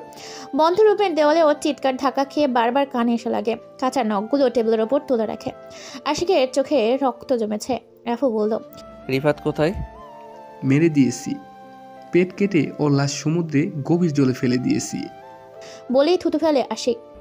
দ্বিতীয় জন তো তুই, বাকি তৃতীয় ব্যক্তিকে? বলল রাফু। আশিকের কথা বলে না, অট্ট হাসি হাঁটে। রাফুর কানে হাসির শব্দে বিষাদের মতো বাজে। হাতুড়ি নিয়ে পিটিওর আঙুলগুলো থেতলিয়ে দিচ্ছে। আশিকের চিৎকারের সাথে মুখ থেকে রক্ত বের হচ্ছে, তবুও সে বলছে না তৃতীয় ব্যক্তির নাম, শুধু বলছে, কাপুরুষের মতো কষ্ট দিচ্ছিস কেন? মারতে হলে একেবারে মেরে ফেল। রাফু শুনছে না ওর কথা। ছুরি দিয়ে আশিকের হাতের চামড়া খুলে ফেলেছে। ফিনকি দিয়ে রক্ত ঝরছে সমস্ত শরীর বেয়ে। ব্যথায় আশিক জ্ঞান হারিয়েছে, তবুও তৃতীয় ব্যক্তির নাম বলল না আশিক। জ্ঞান ফিরতেই আশিককে সামনে বসে থাকা রাফুকে দেখে মৃত্যুর ভয় আঁতকে ওঠে ওর। দুয়াতে এতটাই যন্ত্রণা হচ্ছে যা এখন ওর হাত আছে কি না সেই অনুভূতিও নেই। টেবিলের উপর বিরিয়ানি রাখা। রাফু বলল, নে এগুলো খেয়ে নে। আশিকের পেটে প্রচণ্ড খিদে, 2 দিন কিছু খায়নি। হাত পা বাঁধা অবস্থায় ঝাঁপিয়ে পড়ে বিরিয়ানির ওপর। নাক মুখে বিরিয়ানি প্লেটের ওপর পিছে যায় চেয়ারে বাঁধা। আশিক খাওয়ার জন্য উদ্বিগ্ন হয়নি। এক মুখ বিরিয়ানি মুখে নিয়ে গলায় আটকেছে। মৃত্যু সহজ উপায়, তবুও কিছু বুঝে ওঠার আগেই প্রায় মৃত্যুর মুখে আশিক। ও শিট বলেই টেবিলের ওপর লাথি মেরে আশিকের মাথায় ঠাই ঠাই করে এক রাউন্ড বুলেট চালিয়ে দেয়। থেতলিয়ে যায় তার পুরো সমস্ত মুখ। বুকের ভিতর জ্বালাতন সৃষ্টি হয় রাফুর। এখন এই তৃতীয় ব্যক্তির খোঁজ মিলবে কিভাবে? আশিকের সাথে মোবাইল নেই, শুধু ব্যাংকের কিছু কাগজ রাখা আর একটা পেন ড্রাইভ। ব্যাংকের কাগজে হাত না দিয়ে পেন ড্রাইভ নিয়ে চলে আসে রাফু। বাসায় ফিরে পেন ড্রাইভ ওপেন করার জন্য ল্যাপটপ লাগাতেই পাসওয়ার্ড চাচ্ছে। মহা ঝামেলা। কিন্তু আশিক তার পেন ড্রাইভের পাসওয়ার্ড দিয়ে রাখবে কেন, সেটাই প্রশ্ন। হঠাৎ রাফুর মনে প্রশ্ন হয়, ব্যাংকের কাগজগুলোর সাথে পেন ড্রাইভের কিছু কানেকশন নিশ্চয়ই আছে। ফিরে যায় সেখানে। ব্যাংকের কাগজগুলো ঘেটে দেখে আশিকের নামে 7 টাকা ট্রান্সফার হয়েছে অন্য কারোর অ্যাকাউন্ট থেকে। শালা এই সেই তৃতীয় ব্যক্তি। মাথায় হাত রেখে রাফু। তৃতীয় ব্যক্তি নিশানা তো পেয়েছে, কিন্তু কে সে? পেন ড্রাইভ ওপেন করতে হবে। পাগল প্রায় রাফু, মাথা ঘুরছে ওর। প্রথমে ব্যাংকে যায় রাফু। খোঁজ নিয়ে দেখে সেই ব্যাংকের অ্যাকাউন্টের মালিককে আজহার উদ্দিন নামের একজন অবসরপ্রাপ্ত ব্যাংক কর্মকর্তা ছিলেন তিনি। সেখান থেকে তার বাসার ঠিকানা নিয়ে চলে যায় সেখানে। নিস্তব্ধ প্রায় তার বাসার ভিতরে নিরিবিলি বসে আছে এক বয়স্ক মহিলা। তার কাছে যায় রাফু, জিজ্ঞেস করে, আজহারউদ্দিন কোথায়? মহিলাটি ভারী কণ্ঠে জবাব দেয়, আজহার উদ্দিনের মৃত্যু হয়েছে আজ 4 বছর। আরও কিছু খুঁজে নেয় রাফু। তার কোনো ছেলে মেয়ে নেই। মৃত্যুর পরে আজহার উদ্দিনের ব্যাংকের অ্যাকাউন্ট বন্ধ করে দেয়নি তার পরিবার। সেটারই ফায়দা তুলেছে সেই তৃতীয় ব্যক্তি। রাফি ক্লান্তির নিঃশ্বাস ফেলে। শেষ ভরসায় পেন ড্রাইভ হাতে নিয়ে চলে যায় ব্ল্যাক ড্রাগনের সবাই হ্যাকার গ্রুপের সবচেয়ে বড় দক্ষ হ্যাকার শিমুলের কাছে। রাফুর শরীর থেকে ঘাম ঝরছে টপ টপ করে। এসির ভেতরে ও শরীরে গরম হয়ে আছে। শিমুল বলল, বস কাজ হয়ে যাবে কিছু সময়ের মধ্যে, কিন্তু সমস্যা হয়েছে বস, এটা যে কোনো সময় ক্র্যাশ হয়ে যেতে পারে। তাই সময় নিয়ে করতে হবে। কত সময় লাগবে? এই ধরেন বস, মিনিমাম 5 ঘন্টা। এত সময় কেন? এ সময় তো যে কোনো সরকারি ওয়েবসাইট হ্যাক করে ঘুমানোও যায়। আসলে বস, ওয়েবসাইট হ্যাক করা আর পাসওয়ার্ড হ্যাক করার মধ্যে পার্থক্য আছে বস। সব পাসওয়ার্ড এক হয় না। এই পেন ড্রাইভে এমনভাবে পাসওয়ার্ড সেট করা হয়েছে, ভুল কেউ খুলতে চাইলেই ক্র্যাশ হয়ে ভিতরে সব ফাইল মুছে যেতে পারে। তাই সতর্কতার সঙ্গে কাজ করতে হবে। আচ্ছা, সময় নাও, হয়ে গেলে আমাকে জানাবে। আর এই ব্যাপারে যেন আমার বাবা আসলেও যেন তাকে না জানানো হয়। ওকে বস। রাফু চলে যায় সেখান থেকে, রুমে এসে ফ্রেশ হয়ে নেয়। অনলাইন অর্ডার করা ছিল কিছু খাবার, এসেছে এতক্ষণে। টেবিলের উপর রেখে পানির গ্লাসটি খালি করতেই রাফুর মোবাইলে ফোন আসে। আব্দুল্লাহ ফোন করেছে। রিসিভ করতেই আব্দুল্লাহ বলল, রাফু, নাইট বাজারের গ্যাং আমাদের উপর হামলা পরিকল্পনা বাঁধছে। আমি ভাবছি রাতেই ওদের উপর হামলা করে দেব। রাফি কোনো কথা বলল না, হাত ধুয়ে আব্দুল্লাহকে বলল, তুই সব ক্যাডারদের তৈরি কর, আমি আসছি কিছুক্ষণের মধ্যেই। ফোন রাখে রাফু। মুখে কালো কাপড় বেঁধে নেয় রাফু। অস্ত্র ফেলেছে, চালানো বলেনি। কালো বাইকের ওপর চড়ে বাতাসের গতিতে ছুটছে রাফু। উদ্দেশ্য ব্ল্যাক ড্রাগনের আস্তানা। 5000 ক্যাডার, 6 জন কন্ট্রোলার আর রাফু, আব্দুল্লাহ। 2টা হেলিকপ্টার, রিয়াজ আর তুহিন মেশিন গান নিয়ে তৈরি। হামলা করতে হবে নাইট বাজারের আস্তানায়। ঘন্টার সময় হয়ে গেছে। এয়ারফোর্স ক্যাডেট টিম নাইট বাজারের আস্তানায় প্রধান গেটের সামনেই দাঁড়িয়ে। আব্দুল্লাহ বাকিদের নিয়ে পেছন থেকে হামলা করলে লাইট বাজারের ক্যাডাররা পিছনে মনোযোগী হলে সামনে থেকে থাই থাই করে ধেয়ে আসে, ঢুকে যায় রাফু। চারিদিকে শুধু গোলাগুলির শব্দ। দূর থেকে স্পাইপারের টিম কাভার দিচ্ছে রাফুদের। চারিদিকে নিস্তব্ধ, লাশের বন্যা হয়ে গেছে সেখানে। মৃত্যু হয়েছে রাফুর শতাধিক ক্যাডারের। নিস্তব্ধতা ছেয়ে গেছে। সেই সময় রাফুর মোবাইলে একটা SMS এসে হাজির। শিমুল পাঠিয়েছে। ভিডিওটি সেই রাতের। মিম আর রাফসানকে হত্যা করার চেষ্টার পর ফিরছিল তারা 3 জন। সেই সময়ের ভিডিও আশিক রেকর্ড করেছিল তা। আব্দুল্লাহ হাতে পিস্তল নিয়ে রিফাতকে শ্যুট করার ভিডিও। হবাক করে তাকিয়ে আছে রাফু মোবাইলের দিকে। বাজ ভেঙে পড়েছে রাফুর জীবনে। আব্দুল্লাহ তাকে কখনো কল্পনাও করেনি রাফু।